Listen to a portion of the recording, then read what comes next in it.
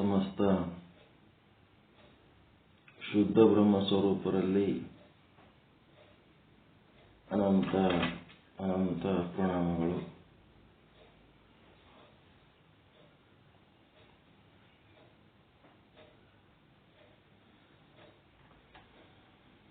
ಹನ್ನೆರಡನೇ ಶತಮಾನದ ಶೂನ್ಯಪೀಠಾಧೀಶ್ವರ ಮಹಾಶರಣ ಚಿನ್ಮಯ ಜ್ಞಾನಿ, ಅವಿರಳ ಜ್ಞಾನಿ, ಶಟಸ್ಥಲ ಚಕ್ರವರ್ತಿ ಸದ್ಗುರು ಶ್ರೀ ಚನ್ನಬಸವೇಶ್ವರರ ವಚನಗಳ ಪೈಕಿ, ಶಟಸ್ಥಲ ವಚನಗಳ ಪೈಕಿ ಪ್ರಸಾದಲಿಂಗ ಸ್ಥಳ ಸುಮಾರು ವಚನಗಳನ್ನು ಒಂದೇ ಅರ್ಥದಲ್ಲಿ ಹೇಳಿ ಶ್ರವಣ ಮನನ ನಿಧಿಧ್ಯಾಸನ ಆಗುವ ರೀತಿಯಲ್ಲಿ ಕ್ರಮಬದ್ಧವಾದ ವಚನಗಳು ಚನ್ನಬಸವೇಶ್ವರರ ವಚನಗಳು. ಬೇರೆ ಶರಣರ ವಚನಗಳು ಅದಾವ, ಆದ್ರೆ ಈ ಕ್ಷಣ ಆದ ಅನುಭವ ಈಗ ಬರ್ದಾರ, ಆ ಕ್ಷಣ ಆದ ಅನುಭವ ಆಗ ಬರ್ದಾರ. ಅವ್ರಿಗೆ ಹಂಗಂಗೆ ಅನುಭವ ಆಗಿರ್ತದ ಹಂಗಂಗೆ ಬರೆದಿಟ್ಬಿಟ್ಟಾರ. ಆದ್ರೆ ಆ ವಚನಗಳಲ್ಲಿ ಒಂದು ಕ್ರಮ ಅನ್ನೋದು ಇಲ್ಲ. ಇವರ ವಚನಗಳಲ್ಲಿ, ಚನ್ನಬಸವೇಶ್ವರ ವಚನಗಳಲ್ಲಿ ಇದ್ದಂಥ ಕ್ರಮ ನೋಡ್ರಿ. ಎಷ್ಟು ವಚನಗಳು ಹೇಳ್ತಾರೆ ಒಂದೇ ವಿಷಯಕ್ಕೆ ಸಂಬಂಧಪಟ್ಟಂತೆ, ಒಂದಾದ್ಮೇಲೆ ಒಂದು ಹೆಂಗೆ ನಾವು ಶಟಸ್ಥಲಗಳನ್ನು ಸಾಧಿಸಬೇಕು ಅನ್ನೋಂಥದ್ದು ಮಾರ್ಗದರ್ಶನ ಬಹಳ ಸೂಕ್ತವಾಗಿದೆ ಇಲ್ಲಿ. ಅದಕ್ಕೆ ಅಂಗದ ಕೊನೆಯಲ್ಲಿ ಲಿಂಗ ಮುಂತಲ್ಲದೆ ಸಂಗವ ಮಾಡನು ಆಶರಣ. ಅಂಗದ ಕೊನೆಯಲ್ಲಿ ಅಂತಂದ್ರ, ಅಂಗ ಅಂದ್ರ ಶರೀರ, ಶರೀರ ಅಂತಂದ್ರೆ ಇಂದ್ರಿಯಗಳ ಸಮೂಹ, ಇಷ್ಟು ತಿಳ್ಕೋಬೇಕು. ಅಂಗ ಅಂದ್ರೆ ಶರೀರ, ಶರೀರ ಅಂತಂದ್ರೆ ಇಂದ್ರಿಯಗಳ ಸಮೂಹ. ಈ ಇಂದ್ರಿಯಗಳಿಂದ ಆತ ಏನ್ ಮಾಡ್ತಾನ, ಲಿಂಗ ಮುಂತಲ್ಲದೆ ಸಂಗವ ಮಾಡನ ಶರಣ. ಅವಂದು ಎದರ್ ಕೂಡ ಸಂಘ ಅದ, ಈ ಅಂಗದ ಸಂಘ ಎದರ ಜೊತೆಗೆ ಅದ ಅಂದ್ರೆ ಲಿಂಗದ ಜೊತೆಗೆ ಅದ. ಅದು ಬಿಟ್ರೆ ಮತ್ತೆ ಬೇರೆ ಎದರ ಸಂಘನೂ ಇಲ್ಲ. ಅಂಗ ಲಿಂಗ ಸಂಘ ಶರಣನ ಸೂತ್ರ. ಶರಣನ ಸಂಘನೂ ಆದ, ನಿಮ್ಮೆಲ್ಲರ ಸಂಘನೂ ಆದ ಈ ಜಗತ್ತಿನೊಳಗ. ಆದ್ರ ಶರಣರ ಸಂಘ ಇರೋದು ಕೇವಲ ಲಿಂಗದ ಜೊತೆಗೆ ಸಂಘ. ಅಂಗದ ಕೊನೆಯಲ್ಲಿ ಲಿಂಗ ಮುಂತಲ್ಲದೆ ಸಂಗವ ಮಾಡನು ಆಶರಣ. ಹೆಂಗಿದು? ಈ ಕೊನೆ ಅನ್ನೋ ಶಬ್ದ ಎದಕ್ಕೆ ಬಳಸಿದ್ರು, ಏನಾರ ನಿಮ್ಗೆ ಐಡಿಯಾ ಸಿಗ್ತದೇನು? ಇದು ವಚನ ಓದ್ತೀನಿ, ಓದಿದ ಮೇಲೆ ನಿಮಗ ಏನಾರ ಐಡಿಯಾ ಸಿಗ್ತದೇನು ನೋಡೋಣ.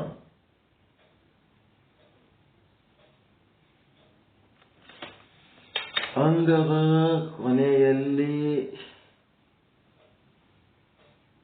ಲಿಂಗ ಮುಂತಲ್ಲದೆ ಸಂಗವ ಮಾಡನ ಶರಣ. ನಯನದ ಕೊನೆಯಲ್ಲಿ ಲಿಂಗ ಮುಂತಲ್ಲದೆ ಅನ್ಯವ ನೋಡನ ಶರಣ. ಶ್ರೋತ್ರದ ಕೊನೆಯಲ್ಲಿ ಲಿಂಗ ಮುಂತಲ್ಲದೆ ಅನ್ಯವ ಕೇಳನ ಶರಣ. ಘ್ರಾಣದ ಕೊನೆಯಲ್ಲಿ ಲಿಂಗ ಮುಂತಲ್ಲದೆ ಅನ್ಯವ ವಾಸಿಸನ ಶರಣ. ಜಿವ್ವೆಯ ಕೊನೆಯಲ್ಲಿ ಲಿಂಗ ಮುಂತಲ್ಲದೆ ಅನ್ಯವ ರುಚಿಸನು ಆಶರಣ. ಅದೇನು ಕಾರಣವೆಂದಡೆ, ಕೂಡಲ ಚನ್ನ ಸಂಗಯ್ಯ ನಿಮ್ಮ ಶರಣ ಸರ್ವಾಂಗ ಲಿಂಗಿಯಾದ ಕಾರಣ. ಈ ಇಂದ್ರಿಯಗಳನ್ನ ಹೇಳಿ ಅದರ ಕೊನೆ, ಶ್ರೋತ್ರದ ಕೊನೆ, ನೇತ್ರದ ಕೊನೆ, ಘ್ರಾಣದ ಕೊನೆ, ಹಿಂಗೆಲ್ಲ ಕೊನೆ ಅಂತಾರ. ಜಿವ್ವೆ ಕೊನೆ, ಏನಿದ್ರ ಅರ್ಥ? What does it mean? ಈ ಕೊನೆ ಅಂದ್ರೆ ಇದರ ಅರ್ಥ ಏನ್ ಮಾಡ್ಕೋತೀರಿ? ಆರಂಭ ಎಲ್ಲಿದ, ಕೊನೆ ಎಲ್ಲಿದ? ನೇತ್ರದ ಆರಂಭ ಎಲ್ಲಿ, ನೇತ್ರದ ಕೊನೆ ಎಲ್ಲಿ? ಏನಾರ ಇದೆ?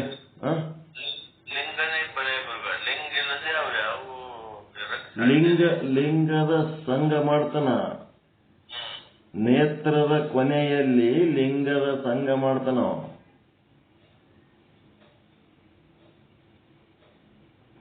ಅದು ಒಂದು ಶಬ್ದ ತಿಳ್ಕೊಳ್ರಿ. ನಯನದ ಕೊನೆಯಲ್ಲಿ ಲಿಂಗ ಮುಂತಲ್ಲದೆ ಅನ್ಯವ ನೋಡನ ಶರಣ.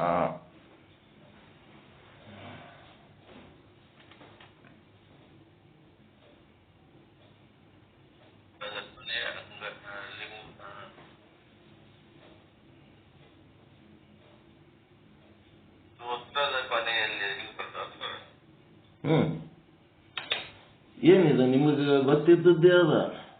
ಈಗ ಪ್ರಮಾತ ಚೇತನ, ನಿಮ್ಮೊಳಗೆ ಪ್ರಮಾತ ಅಂತದಲ್ಲ, ಅಂತಃಕರಣ, ಅದು ಆರಂಭ.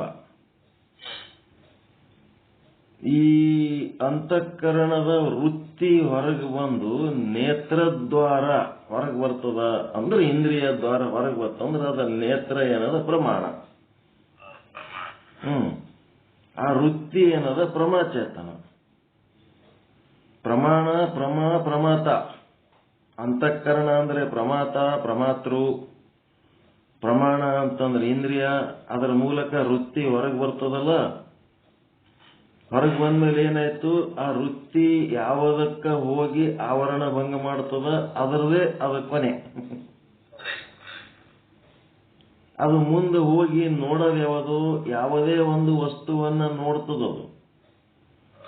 ನೋಡಿದ ಮೇಲೆ ಆ ವಸ್ತುವನ್ನ ಏನಂತ ನಾಮರೂಪಾದಿಗಳಿಂದ ಗುರುತಿಸುವುದನ್ನ ಬಿಟ್ಟು ಆ ಪ್ರಮೇಯ ವಸ್ತುವನ್ನ ಲಿಂಗ ಅಂತೆ ಗುರುತಿಸ್ತಾನ ಶರಣ. ಪ್ರತಿಯೊಂದು ವಸ್ತುವಿಗೆ ನಾಮರೂಪನೂ ಆದ, ಅದರೊಳಗೆ ಚೇತನನೂ ಆದ, ಸಚ್ಚಿದಾನಂದನೂ ಆದ. ಪ್ರಮೇಯಗಳನ್ನೆಲ್ಲ ಅವ ಲಿಂಗ ಅಂತೆ ನೋಡ್ತಾನ. ನೋಡುವ ದೃಶ್ಯಗಳೆಲ್ಲ ಅವನಿಗೆ ಲಿಂಗ, ನಾಮರೂಪ ಇಲ್ಲ. ಕೇಳುವ ಏನು ವೃತ್ತಿ ಹೊರಗೆ ಹೋಗ್ತದಲ್ಲ, ಅಂತಃಕರಣದಲ್ಲಿ ಆರಂಭ ಆಗ್ತದ. ಶ್ರೋತ್ರೇಂದ್ರಿಯದ ಮೂಲಕ, ಶ್ರೋತ್ರೇಂದ್ರಿಯ ಪ್ರಮಾಣದ ಮೂಲಕ. ಆ ಅಂತಂದ್ರ ವೃತ್ತಿ ಹೊರಗೆ ಹೋಗಿ ಏನ್ ಮಾಡ್ತದ, ಶಬ್ದ ಎನ್ನುವ ಪ್ರಮೇಯದ ಸಂಘ ಮಾಡ್ತದ. ಆ ಶಬ್ದ ಎನ್ನುವ ಪ್ರಮೇಯದ ಸಂಘ ಮಾಡಿದಾಗ ಏನಾಗ್ತದ, ಆ ಶಬ್ದದಲ್ಲಿ ನಾಮರೂಪಗಳು ಯಾರು ಮಾತಾಡ್ಲಕತ್ತಾರ, ಏನ್ ಮಾತಾಡ್ಲಕತ್ತಾರ ಅವೆಲ್ಲ ಗೊತ್ತಿಲ್ಲ ಅವನಿಗೆ. ಆ ಶಬ್ದದ ಹೊರಗೆ ಬರ್ಬೇಕಾದ್ರ ಅದಕ್ಕೆ ಹಿಂದ ಲಿಂಗಯ್ಯನ ಒಂದು ಪ್ರೇರಣೆ ಆದ ಅಂತೇಳಿ ಅಲ್ಲಿ ಲಿಂಗನೇ ನೋಡ್ತಾನ ಹೊರತು ನಾಮರೂಪಗಳು ನೋಡಂಗಿಲ್ಲ. ಆ ಶಬ್ದದ ಅರ್ಥಗಳು ಸಹಿತ ತಲೆ ಕೆಡಿಸ್ಕೊಳಕ್ ಹೋಗಂಗಿಲ್ಲ.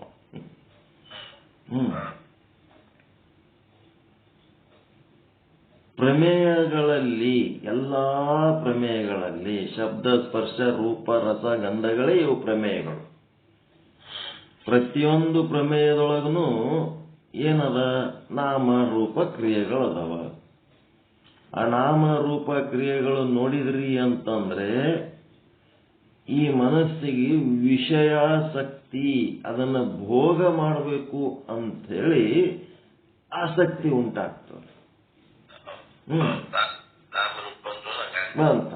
ಅದಕ್ಕೆ ಅವ ಏನ್ ಮಾಡ್ತಾನ, ಆ ನಾಮ ರೂಪ ಕ್ರಿಯೆಗಳನ್ನೆಲ್ಲ ತೆಗೆದು ಅಲ್ಲಿ ಲಿಂಗಯ್ಯ ಅಂತಾನ. ಅಲ್ಲಿರುವ ಸತ್ಚಿತ್ತಾನಂದ ಪರಿಪೂರ್ಣ ಪರಮಾತ್ಮ ನೀನು ಅಂತಾನ. ಪ್ರತಿಯೊಂದು ವಸ್ತುಗಳಲ್ಲಿ, ಶಬ್ದಗಳಲ್ಲಿ, ಸ್ಪರ್ಶಗಳಲ್ಲಿ, ರೂಪಗಳಲ್ಲಿ, ಗಂಧಗಳಲ್ಲಿ, ಏನೇನ ಶಬ್ದ, ಸ್ಪರ್ಶ, ರೂಪ, ರಸಗಳಲ್ಲಿ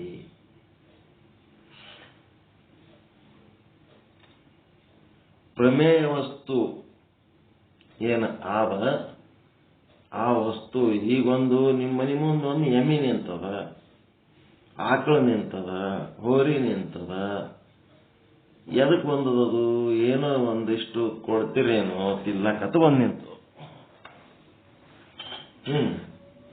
ನಿಮ್ಮ ಅಂತಃಕರಣದಲ್ಲಿ ಆರಂಭ ಆಯ್ತು.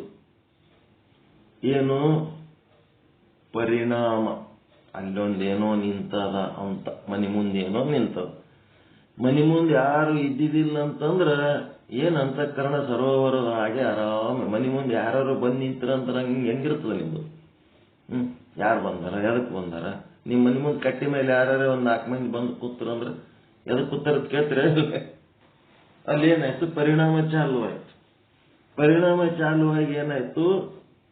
ಪ್ರಮಾತದೊಳಗೆ ಪರಿಣಾಮ ಚಾಲುವಾಗಿ ತರಂಗಗಳು ಹೇಳಕತ್ತ.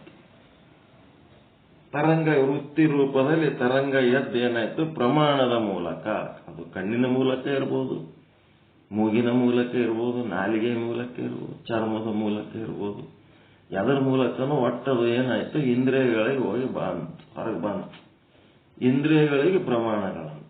ಅದು ಅದರಿಂದ ಹೊರಗೆ ಬಂದಾಗ ಅದಕ್ಕೇನಂತಾರೆ? ವೃತ್ತಿ ಅಂತಾರೆ. ವೃತ್ತಿಗೆ ಪ್ರಮಾ ಅಂತಾರೆ. ಪ್ರಮಾತ, ಪ್ರಮಾಣ, ಪ್ರಮಾ. ಅದು ಪ್ರಮಾದ ಕೆಲಸ ಏನು? ನಿಮ್ಮ ಎದುರು ಏನು ವಸ್ತು ನಿಂತದ ಆ ವಸ್ತುವಿನ ಆವರಣ ಭಂಗ ಮಾಡೋದು. ಬ್ಯಾಟ್ರಿ ಬೆಳಕು ಹಾಕಿದಂಗೆ ಹಾಕಿಬಿಡ್ತದೆ.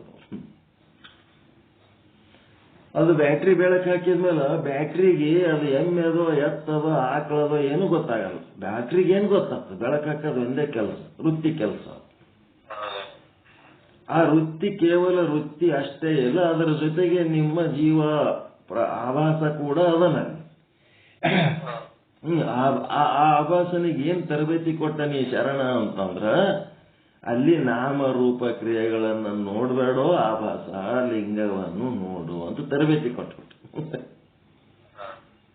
ಆ ಆಭಾಸ ಏನ್ ಮಾಡ್ತಾನ? ಲಿಂಗವನ್ನೇ ನೋಡ್ತಾನ, ಲಿಂಗವನ್ನೇ ಕೇಳ್ತಾನ, ಲಿಂಗವನ್ನೇ ಮುಟ್ತಾನ, ಲಿಂಗವನ್ನೇ ಮೂಸಿಸ್ತಾನ, ಲಿಂಗವನ್ನೇ ರುಚಿಸ್ತಾನ.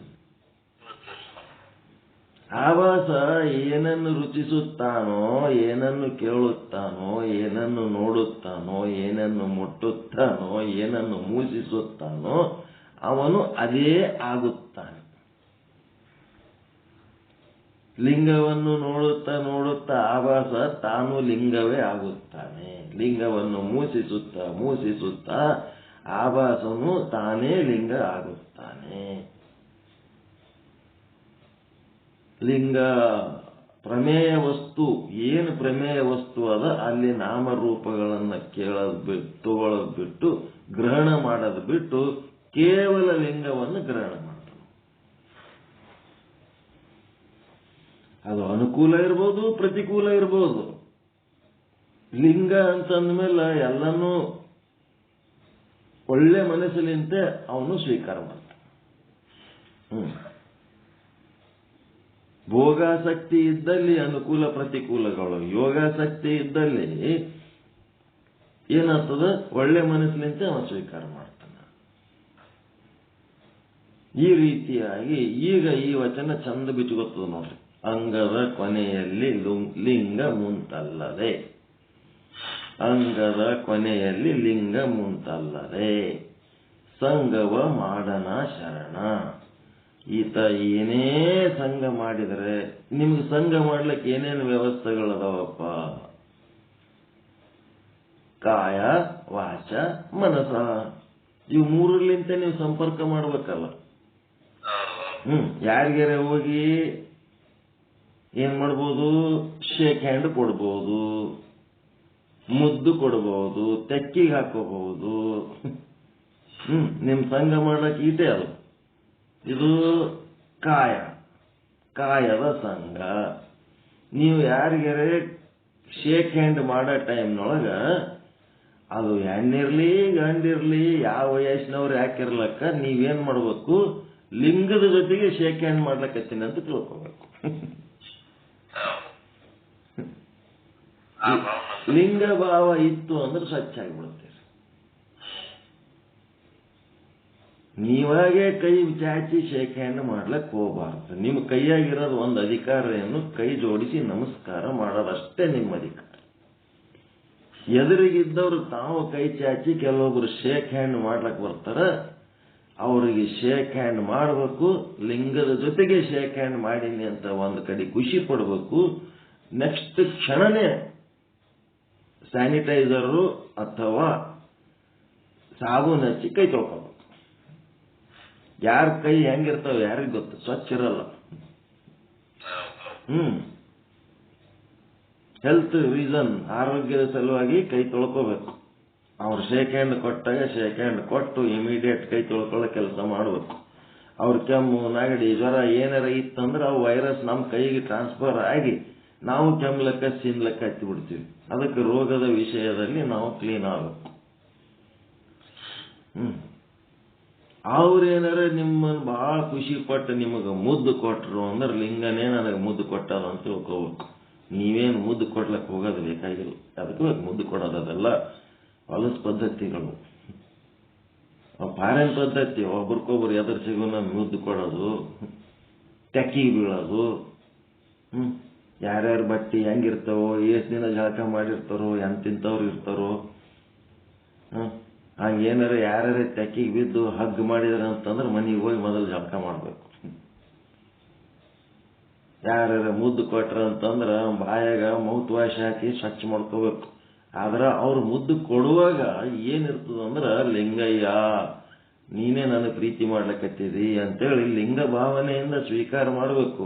ಆದ್ರೆ ಆರೋಗ್ಯದ ವಿಷಯದಿಂದ ಅವು ಕ್ಲೀನ್ ಆಗ್ಬೇಕು, ನಾವು ಸ್ವಚ್ಛ ಆಗ್ಲೇಬೇಕು. ಅವೆಲ್ಲ ಇಟ್ಕೊಳ್ಳಂಗಿಲ್ಲ. ಹೀಗಾಗಿ ನಾವು ಲಿಂಗದ ಸಂಗನೇ ಮಾಡ್ಲಕತ್ತೀವಿ. ಯಾವಾಗ? ಕಾಯದಿಂದ. ಕಾಯ ಇಲ್ಲ ಅಂತಂದ್ರೆ ಒಬ್ರಿಗೊಬ್ರು ವಾಚ ಮಾತಾಡ್ತೀವಿ. ಮಾತಾಡ್ಲಿಕ್ಕೇನು ಎದುರೇ ಕೂತ್ ಮಾತಾಡ್ಬೇಕಂತ ಅದೇನು, ಮೊಬೈಲ್ನಾಗೂ ಮಾತಾಡ್ತೀವಿ. ಆ ಮಾತಾಡೋ ಸಮಯದಲ್ಲಿ ಯಾರೋ ಹೆಣ್ಮಕ್ಳ ಸಂಗಟ ಮಾತಾಡ್ಲಕತ್ತೀವಿ, ಗಂಡು ಮಕ್ಕಳ ಸಂಗಟ ಮಾತಾಡ್ಲಕತ್ತೀವಿ, ಸಣ್ಣ ಮಕ್ಕಳ ಸಂಗಟ ಮಾತಾಡ್ಲಕತ್ತೀವಿ ಅಂತಲ್ಲ, ಲಿಂಗದ ಜೊತೆಗೆ ಮಾತಾಡ್ಲಕತ್ತೀವಿ. ಲಿಂಗದ ಜೊತೆಗೆ ಮಾತಾಡ್ಲಕತ್ತೀವಿ, ಲಿಂಗಯ್ಯನ ಸಂಗಟ ಮಾತಾಡ್ಲಕತ್ತೀವಿ ಅಂತ ತಿಳ್ಕೊಂಡು ಲಿಂಗದ ಜೊತೆಗೆ ನಾವು ಆ ಲಿಂಗ ಬಿಟ್ರೆ ಮತ್ತೊಂದು ಏನು ನಾಮರೂಪ ಕ್ರಿಯೆ ನೋಡಂಗಿಲ್ಲ. ಕೇವಲ ಲಿಂಗದ ಜೊತೆಗೆ ನಮ್ಮ ಸಂಭಾಷಣೆ. ಇಡೀ ಜಗತ್ತಿನಾಗ ಯಾರ ಜೊತೆಗಾರ ಮಾತಾಡ್ರಿ, ನಾ ಲಿಂಗದ ಜೊತೆಗೆ ಮಾತಾಡ್ಲಕತ್ತೀನಿ ಅಂತ ತಿಳ್ಕೊಂಡು ಮಾತಾಡ್ಬೇಕು. ಲಿಂಗದ ಜೊತೆಗೆ ಮಾತನಾಡುವವರು ಯಾರು ಮಾತಾಡ್ಲಕ್ ಸಾಧ್ಯ? ಲಿಂಗನೇ ಮಾತಾಡ್ಲಕ್ ಸಾಧ್ಯ. ಲಿಂಗದ ಜೊತೆಗೆ ಲಿಂಗಯ್ಯನೇ ಮಾತಾಡ್ಲಕ್ ಸಾಧ್ಯ. ಯಾರು ಬೇಕವ್ರು ಮಾತಾಡ್ಲಕ್ ಆಗಂಗಿಲ್ಲ. ಶರಣರು ಶರಣರ ಜೊತೆಗೆ ಮಾತಾಡ್ತಾರೆ. ಮಾತಾಡೋದು ಸಂಪರ್ಕದೊಳಗೂ ಲಿಂಗ ಬಿಟ್ರೆ ಮತ್ತೊಂದಿಲ್ಲ. ಮತ್ತ ಮಾತಾಡೋರು ಯಾರೂ ಇಲ್ಲ, ನಮ್ಮ ಜೊತೆಗೆ ಭೌತಿಕವಾಗಿ ಯಾರೂ ಇಲ್ಲ ಅಂತಂದ್ರೆ ಮನಸ್ಸಿನಾಗ ನೆನೆಸ್ಲಕತ್ತೀರಿ, ಏನೇನೋ ನೆನೆಸ್ಲಕತ್ತೀರಿ, ಯಾರ್ಯಾರಿಗೂ ನೆನೆಸ್ಲಕತ್ತೀರಿ. ಅಲ್ಲಿನೂ ನಾಮರೂಪಗಳನ್ನು ತೆಗೆದುಹಾಕಿ ಕೇವಲ ಲಿಂಗವನ್ನೇ ನೆನೆಸ್ಲಕತ್ತೀನಿ ಅನ್ಬೇಕು. ಕೇವಲ ಲಿಂಗವನ್ನೇ ನೆನೆಸ್ಲಕತ್ತೀನಿ. ಇದು ಏನಪ್ಪ ಅಂದ್ರೆ ಸತ್ಸಂಗದಾಗ ಹೇಳುವಂತ ವಿಷಯ. ಈ ಲಿಂಗದ ನೆನಹು, ಲಿಂಗದ ಜೊತೆಗೆ ಸಂಭಾಷಣೆ, ಲಿಂಗದ ಜೊತೆಗೆ ಸಂಘ. ಈ ರೀತಿ ಮಾಡೋದು ಇದು ಸತ್ಸಂಗದಾಗ ಹೇಳತಿರ್ತೀವಿ. ಸತ್ಸಂಗದಾಗ ಹೇಳಿದ್ದು ಸತ್ಸಂಗದಾಗೆ ಬಿಟ್ಟು ಹೊರಗೆ ಹೋದ ಕೂಡ್ಲೇನೆ ಮತ್ತೇನಾಗ್ತೀವಿ? ಮಂಗದ ಜೊತೆಗೆ ಕಲೀಲಕ್ಕೆ ಹೋಗ್ತೀವಿ. ನಾಮ ರೂಪ ಕ್ರಿಯೆ. ಆ ಕಲಿತದ್ರ ಬಗ್ಗೆ ಒಂದ್ ಸ್ವಲ್ಪ ಪಶ್ಚಾತ್ತಾಪ ಅಂತಿರ್ಬೇಕು. ಪಶ್ಚಾತ್ತಾಪ. ಗುರುಗಳು ಹಿಂಗೆ ಹೇಳಿದ್ರು ಸಹಿತ ನಾ ನಾಮರೂಪ ಕ್ರಿಯೆಗಳನ್ನ ರುಚಿಸಿದೆ, ನಾಮರೂಪ ಕ್ರಿಯೆಗಳನ್ನ ದೃಶ್ಯದಿಂದ ಅನುಭವಿಸಿದೆ, ನಾಮರೂಪ ಕ್ರಿಯೆಗಳನ್ನ ನಾಲಿಗೆಯ ಮೇಲೆ ರುಚಿಸಿದೆ, ಕಿವಿಯಿಂದ ನಾಮರೂಪ ಕ್ರಿಯೆಗಳನ್ನ ಕೇಳಿ ಚಂಚಲವಾದೆ. ಇದು ಏನ್ ಮಾಡ್ತದ? ಚಂಚಲ ಪ್ರವೃತ್ತಿಯನ್ನು ಉಂಟು ಮಾಡ್ತದೆ. ಕಣ್ಣು, ಕಿವಿ, ನಾಲಿಗೆ, ಮೂಗು, ಚರ್ಮಗಳಿಂದ ನೀವು ನಾಮರೂಪ ಕ್ರಿಯೆಗಳನ್ನ ಗ್ರಹಣ ಮಾಡಿದ್ರಿ ಅಂತಂದ್ರ ವಿಕ್ಷೇಪ ದೋಷ ಚಾಲು ಆಗ್ತದ. ಆ ವಿಕ್ಷೇಪ ದೋಷ ಅಶಕ್ತತೆ ಇತ್ತು ಅಂತಂದ್ರೆ ಮತ್ತೇನು ಮಲದೋಷಗಳು ಸ್ಟಾರ್ಟ್ ಆಗ್ತವೆ. ಇಲ್ಲಿ ಆಗಿದ್ದ ಸಮಸ್ಯೆ ಅಲ್ಲ, ಅದರ ಬಗ್ಗೆ ಒಂದಿಷ್ಟು ಪಶ್ಚಾತ್ತಾಪ, ಪ್ರಾಯಶ್ಚಿತ್ತ ಬೇಕಲ್ಲ. ನಾಮರೂಪ ಕ್ರಿಯೆಗಳನ್ನ ನೋಡಿ ನಾನು ಚಂಚಲ ಆದೆ, ವಿಕ್ಷೇಪ ದೋಷಿ ಆದೆ, ಮಲದೋಷಿ ಆದೆ ಅಂತೇಳಿ ಪ್ರಾಯಶ್ಚಿತ್ತ ಬೇಕಾ ಬೇಡ? ಪಾಪಕರ್ಮ ಹೌದಾ ಅಲ್ಲ? ನಾಮರೂಪ ಕ್ರಿಯೆಗಳನ್ನು ನೋಡದೇ ಪಾಪಕರ್ಮ, ಲಿಂಗವನ್ನೇ ನೋಡಿ ಲಿಂಗವನ್ನೇ ಗ್ರಹಿಸುವುದೇ ಪುಣ್ಯಕರ್ಮ. ಈಗ ನಾಮರೂಪ ಕ್ರಿಯೆ ನೋಡಿದ್ದಕ್ಕೆ ಪಾಪಕರ್ಮ ಅಂದಮೇಲೆ ಪಾಪಕ್ಕೆ ಪ್ರಾಯಶ್ಚಿತ್ತ ಬೇಕಾ ಬೇಡ? ಅದು ಪಾಪನೇ ಅನ್ಸಂಗಿಲ್ಲ ನಮಗ, ಅದೇ ಸಮಸ್ಯೆ ಅದ. ದೋಷ ದರ್ಶನನೇ ಇಲ್ಲ. ಪಾಪನೇ ಅನ್ಸಂಗಿಲ್ಲ ನಮಗ. ನಾರ್ಮಲ್ ಅನ್ಕೋತೀವಿ ನಾವು. ಲಿಂಗ ಬಿಟ್ರೆ ಮತ್ತೊಂದೇನೂ ಇಲ್ಲ. ಸರ್ವಂ ಬ್ರಹ್ಮಾಸ್ತಿ. ಆ ಲಿಂಗವನ್ನು ನೋಡೋದು ಬಿಟ್ಟು ಬೇರೆ ಏನೇನು ನೋಡಿವಿ ಅದೆಲ್ಲ ಪಾಪದ ದೃಷ್ಟಿನೇ. ಪಾಪದ ಕಣ್ಣು, ಪಾಪದ ಕಿವಿ, ಪಾಪದ ಮೂಗು, ಪಾಪದ ನಾಲಿಗೆ, ಪಾಪದ ಚರ್ಮ. ಇದ್ರ ಪಶ್ಚಾತ್ತಾಪ ಬೇಕಾ ಬೇಡ? ಪಾಪ ಮಾಡಿದ್ಮೇಲೆ ಪ್ರಾಯಶ್ಚಿತ್ತ ಬೇಕಾ ಬೇಡ? ಈ ಪಾಪ ಮಾಡಿದ್ದಕ್ಕೆ ಪ್ರಾಯಶ್ಚಿತ್ತ ಅನ್ನೋದು ಒಂದೊಳಗ ನಾನು ಈ ರೀತಿ ತಪ್ಪು ಮಾಡಿಬಿಟ್ಟೆ ಅಂತೇಳಿ ಅದಕ್ಕೆ ಪ್ರಾಯಶ್ಚಿತ್ತ ಪಡಬೇಕು ಅಂತಂದ್ರ ಎಲ್ಲ ನಿಮ್ಮ ಕರ್ಮ ಸಿದ್ಧಾಂತದೊಳಗೆ ಪ್ರತಿಯೊಂದು ಪಾಪಕ್ಕೆ ಒಂದೊಂದು ಪ್ರಾಯಶ್ಚಿತ್ತ ಬರ್ದಾರ. ಈ ಪ್ರಾಯಶ್ಚಿತ್ತ ಆದ ಅಂತಂದ ಮೇಲೆ ಪಾಪ ಮಾಡೋದಕ್ಕೆ ಏನ್ ಸಮಸ್ಯೆ? ಇದು ಮನುಷ್ಯನ ಸ್ವಭಾವ. ಪಾಪ ಮಾಡಮು, ಪ್ರಾಯಶ್ಚಿತ್ತ ಮಾಡಮು. ಕೆಮ್ಮ ಆಗ್ತದ, ಮೆಣಸಿನಕಾಯಿ ಬಜ್ಜಿ ತಿನ್ಬೇಡಪ್ಪ ಅಂತ ಹೇಳಿದ್ರೆ ಕೆಮ್ಮು ಆದರೆ ಕೆಮ್ಮಿನ ಔಷಧ ಆದ. ಕೆಮ್ಮಿನ ಔಷಧ ಇದ್ದ ಮೇಲೆ ಬಜ್ಜಿ ತಿನ್ನಕ್ಕೆ ಅಂತಪ್ಪ? ತಿನ್ನೋಣ ಮೇಲೆ ಔಷಧ ತಗೋಣ. ಹಾಗೆ ಪ್ರಾಯಶ್ಚಿತ್ತ ಕರ್ಮಕ್ಕೆ ಮೊದಲೇ ಎಲ್ಲ ವ್ಯವಸ್ಥೆ ಮಾಡಿಕೊಂಡು ಡೇಟ್ ಫಿಕ್ಸ್ ಮಾಡಿಕೊಂಡು ಪಾಪ ಮಾಡಂತ ಜನನೂ ಈಗ ತಯಾರಾಗಿಬಿಟ್ರು.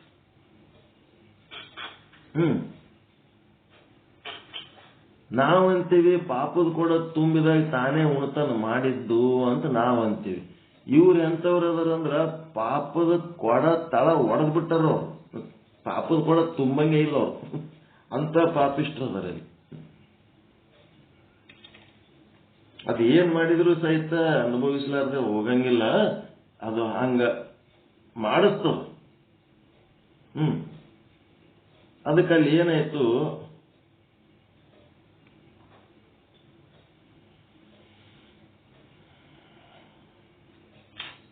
ಭಾಗವತದಾಗ ಹೇಳ್ತಾರೆ ಕುಂಜರ ಸ್ನಾನ ಅಂತ. ಕುಂಜರ ಸ್ನಾನ ಅಂದ್ರೆ, ಕುಂಜರ ಅಂದ್ರೆ ಎದಕ್ಕಂತಾರೆ?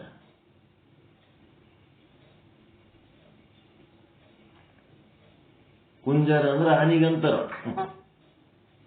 ಆನೆ ಆನೆ ಆನೆ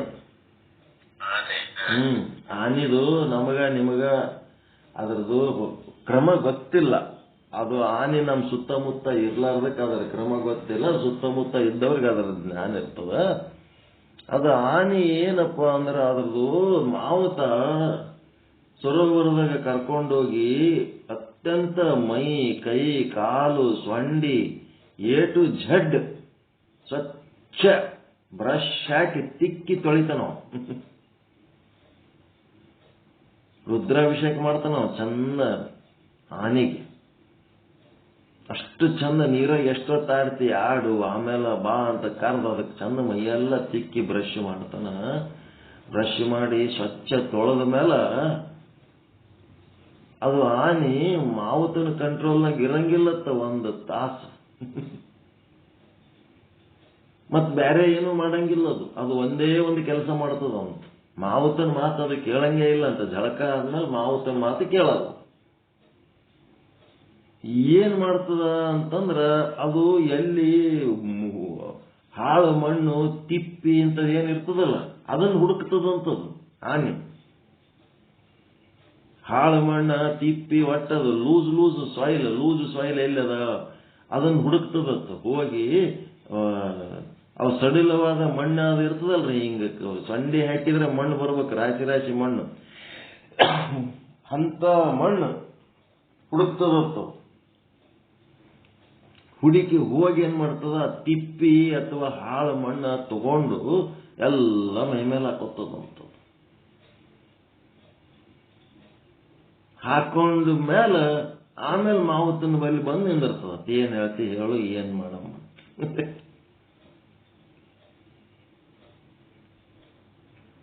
ಅವ್ ಏನ್ ಮಾಡ್ಬೇಕು, ಮತ್ತೊಂದ್ 4 ಮಗ್ ನೀರ್ ಹಾಕಿಕೆ ತೊಳ್ಕೊಂಡು ಮೊದಲನೇ ಸ್ವಚ್ಛ ಮಾಡ್ಲಿಲ್ಲ ಅಂದ್ರೂ ಈಗ ಸೆಕೆಂಡ್ ಟೈಮ್ ಸುಮ್ ಇನ್ನೊಂದ್ ಸ್ವಲ್ಪ ನೀರ್ ಹಾಕಿಕೆ ಕರ್ಕೊಂಡು ಹೋಗ್ತಾನಂತ. ಅದಕ್ಕೆ ಅದ್ರ ಕೆಲಸ ಹಿಂಗಿರ್ತದ.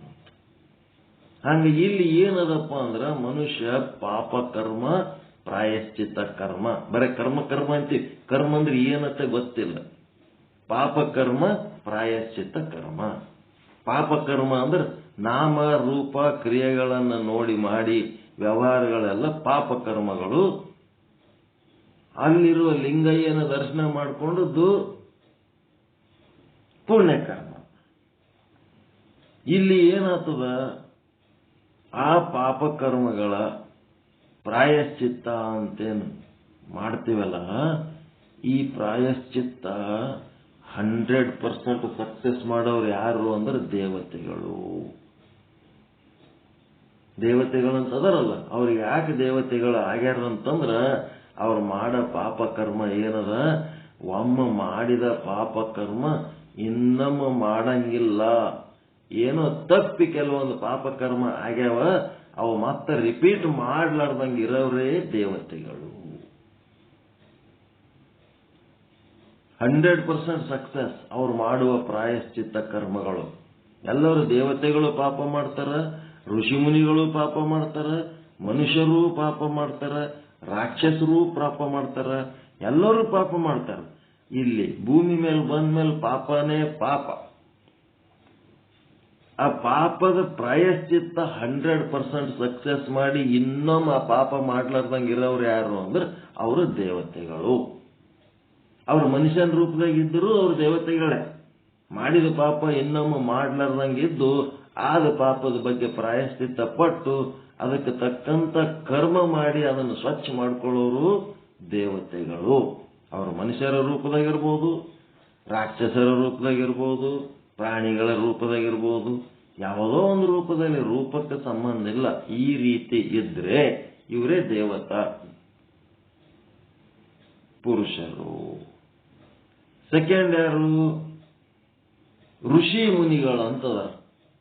ಅವ್ರ ಇಡೀ ಆಯುಷ್ಯ ಎಲ್ಲಾನು ತೆಗೆದು ಸತ್ಯ ದರ್ಶನಕ್ಕಾಗಿ ಮಾಡಿ ಒಂದು ಮುಡುಪಿಟ್ಟು ಅವರಷ್ಟೆಲ್ಲ ಸಾಧನೆ ಮಾಡಿದ್ರು ಸಹಿತ ಅವ್ರ ಕೈಲಿಂತನೂ ಪಾಪ ಕರ್ಮಗಳಾಗ್ತವೆ. ಆ ಋಷಿ ಮುನಿಗಳು ಮಾಡುವ ಪಾಪ ಕರ್ಮಗಳ ಪ್ರಾಯಶ್ಚಿತ್ತ ಅವರು ಮಾಡ್ಕೊತಾರೆ. ಆ ಪ್ರಾಯಶ್ಚಿತ್ತ ಎಷ್ಟು % ಸಕ್ಸಸ್ ಆಗ್ತದಂತೀರಿ? ದೇವತೆಗಳು 100% ಸಕ್ಸಸ್ ಮಾಡಿದ್ರೆ ಋಷಿ ಮುನಿಗಳು ಎಷ್ಟು % ಸಕ್ಸಸ್ ಮಾಡ್ತಾರಂತ ಏನಾರ ಅಂದಾಜ್ ಅದ ನಿಮಗೆ?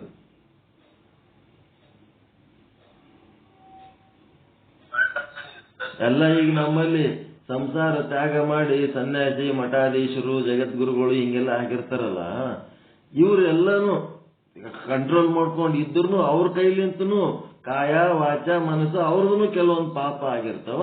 ಅವರು ಪ್ರಾಯಶ್ಚಿತ್ತ ಕರ್ಮ ಮಾಡ್ತಾ ಇದ್ರು ಅಂತಂದ್ರೆ ಆ ಪ್ರಾಯಶ್ಚಿತ್ತ ಕರ್ಮ ಎಷ್ಟು % ಸಕ್ಸಸ್, ಎಷ್ಟು % ಫೇಲ್? ದೇವತೆಗಳದ್ದು 100% success, 0% fail. ಈ ಋಷಿ ಮುನಿಗಳದ್ದು ಎಷ್ಟು % ಅಂತ ಒಂದು ಪರ್ಸೆಂಟೇಜ್ ಹೇಳ್ರಿ ನಿಮ್ಮ ಅಂದಾಜ್ ಪ್ರಕಾರ. ಎಷ್ಟ್ರಿ? ಅರ್ಧ, 50% ಅಂತ. ಋಷಿ ಮುನಿಗಳು ಮಾಡೋದು ಎಲ್ಲ ಇವರು ಸನ್ಯಾಸಿಗಳು, ಮಠಾಧೀಶರು, ಇವರೆಲ್ಲ ಋಷಿ ಮುನಿಗಳೇ. ಮತ್ತಿನ್ನೇಲಿ ಹುಡುಕ್ಲಕ್ ಹೋಗ್ತೀರಿ? ನಮ್ಮದ್ರಾಗೆ ಒಂದ್ ಸ್ವಲ್ಪ ತ್ಯಾಗ ಮಾಡಿ ಲೋಕೋದ್ಧಾರಕ್ಕೆ ನಿಂತವ್ರು ಅವರೇ ಋಷಿ ಮುನಿಗಳು. ಅವ್ರು ಮಾಡಿದ ಪ್ರಾಯಶ್ಚಿತ್ತ ಕರ್ಮ ಅಂದ್ರೆ 50% ಸಕ್ಸಸ್ ಅಂತ.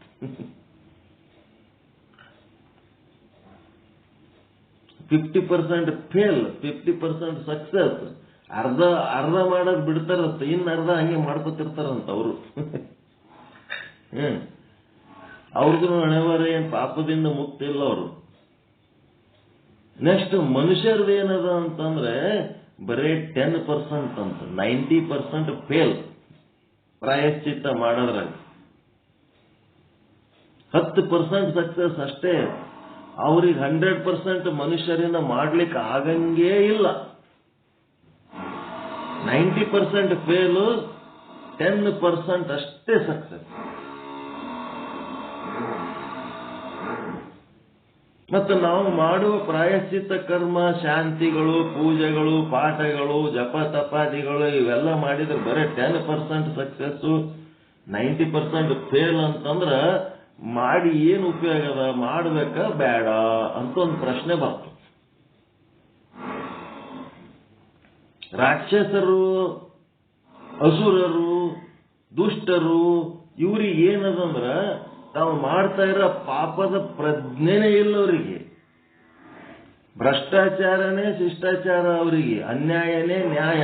ಅದಕ್ಕೆ ಅವರಿಗೆ ರಾಕ್ಷಸ ಅಂತಾರ, ಅವ್ರಿಗೆ ದುಷ್ಟರಂತಾರೆ. ಅವ್ರು ಮಾಡುವ ಅನ್ಯಾಯನೇ ನ್ಯಾಯ, ಭ್ರಷ್ಟಾಚಾರನೇ ಶಿಷ್ಟಾಚಾರ, ಅನೀತಿನೇ ನೀತಿ, ಮಲಿನವೇ ಅವರಿಗೆ ಪರಮ ಪರಿಶುದ್ಧ, ಅವ್ರಿಗೆ ರಾಕ್ಷಸ.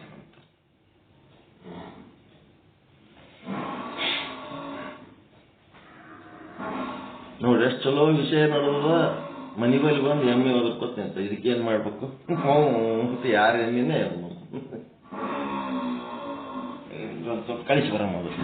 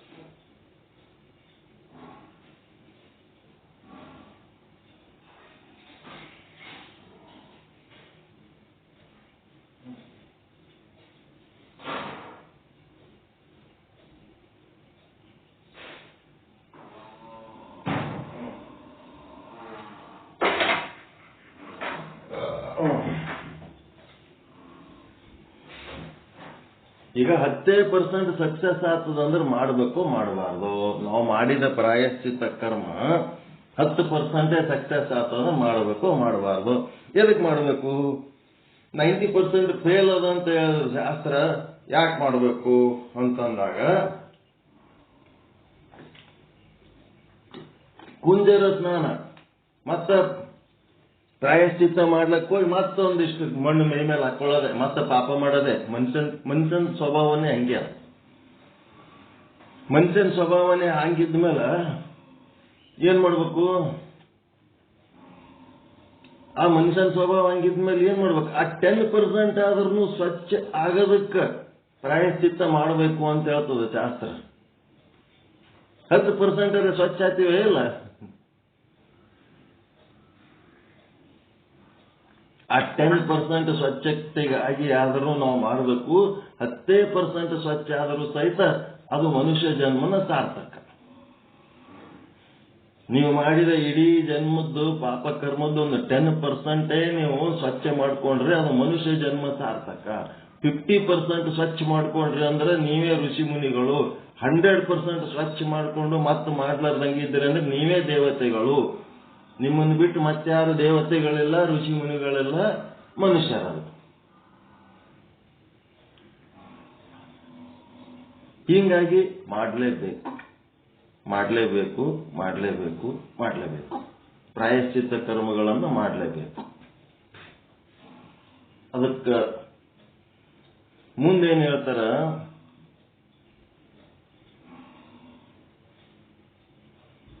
ಪ್ರಾಯಶ್ಚಿತ್ತ ಕರ್ಮ 10% ಸಕ್ಸಸ್ ಆದ್ರೂ ಮಾಡಲೇಬೇಕು. ಈ ಕರ್ಮ ಮಾಡೋದ್ರಾಗ ಏನೇನು ಸಮಸ್ಯೆಗಳಿರ್ತಾವಂದ್ರೆ, ಮನಸ್ಸಿನ ಚಂಚಲತೆ ಅದ ಕರ್ಮ ಮಾಡೋದ್ರಾಗ, ಮತ್ತೆ ದ್ರವ್ಯದ ವ್ಯತ್ಯಾಸ, ಆ ಕರ್ಮಕ್ಕೆ ನಾವು ಏನು ದ್ರವ್ಯಗಳನ್ನ ಸಮರ್ಪಣೆ ಮಾಡಬೇಕು ಆ ಯಜ್ಞಕ್ಕೆ, ಆ ದ್ರವ್ಯ ಸಮರ್ಪಣೆಯಲ್ಲಿ ಲೋಭ, ಜಿಪುಣತನ, ಮತ್ತಿನ್ನೇನದ ಕ್ವಾಲಿಟಿ, ಒಳ್ಳೆ ಕ್ವಾಲಿಟಿ ಮೆಟೀರಿಯಲ್ಗಳು ಕೊಡಂಗಿಲ್ಲ. ದೇವರಿಗೆ ಏರ್ಸ ಬಟ್ಟಿನೇ ಬೇರೆ, ದೇವರಿಗೆ ಕೊಡವು ಪೂಜಾರಿ ತಗೊಂಡು ಹೋತಾನ ಅಂತಂದ್ರ ಯಾವ್ಯಾವ ವಸ್ತುಗಳು ಪೂಜಾರಿ ತಗೊಂಡು ಹೋತಾನ ಆ ವಸ್ತುಗಳೆಲ್ಲ ಲೋ ಕ್ವಾಲಿಟಿ ತಗೋತಾರ ಪೂಜೆ ಮಾಡಕ್. ಅವೆಲ್ಲ ಅವನೇ ತಗೊಂಡು ಹೋಗ್ತಾನೆ, ನಮ್ಗೇನು ಉಳಿತಾವೇನು ಅಂತೇಳಿ. ಅದೇನು ಶಾಸ್ತ್ರ ಎಲ್ಲ ಮಾಡಿಕೆ ಅವ ಹೋಗಾಗ ಏನ್ ತಗೊಂಡು ಹೋಗ್ತಾನ ಅವೆಲ್ಲ ಲೋ ಕ್ವಾಲಿಟಿ ಖರೀದಿ ಮಾಡಿ ಹೈ ಕ್ವಾಲಿಟಿ ತಮ್ಮಲ್ಲಿ ಏನ್ ಉಳಿತಾವ ಚಲೋ ಕ್ವಾಲಿಟಿ. ಇದೆಲ್ಲ ದ್ರವ್ಯದ ಛಿದ್ರ, ಮನಸ್ಸಿನ ಛಿದ್ರ. ಅದೇನು ಮನಸ್ಸು ಕಾನ್ಸಂಟ್ರೇಷನ್ ನಿಂದ ಕೆಲಸ ಮಾಡ್ತದ, ಒಂದೊಂದ್ಸಾರಿ ಕಾನ್ಸಂಟ್ರೇಷನ್ ನಿಂದ ಕೆಲಸ ಮಾಡಲ್ಲ, ಮನಸ್ಸಿನ ಛಿದ್ರ. ಮತ್ತೇನದ ಮಂತ್ರಗಳು, ನಿಮಗ್ ಮಂತ್ರ ಹೇಳಕ್ ಬರ್ತಾವೋ ಇಲ್ಲೋ ಅದ್ರದ್ದು ಒಂದು ಲೋಪ. ನಿಮಗ್ ಮಂತ್ರ ಹೇಳಕ್ ಬರ್ಲಿಲ್ಲ ಅಂತಂದ್ರೆ ನೀವು ಕರೆಸಿದ ಪೂಜಾರಿಗೆ ಮಂತ್ರ ಹೇಳಕ್ ಬರ್ತಾವೋ ಇಲ್ಲೋ, ಅವ ಪೂಜಾರಿ ಅಂತ ಮಂತ್ರ ಹೇಳ್ತಾನೋ ಏನೋ, ಅದು ಮಂತ್ರ ಲೋಪ, ಮನದ ಲೋಪ, ದ್ರವ್ಯದ ಲೋಪ.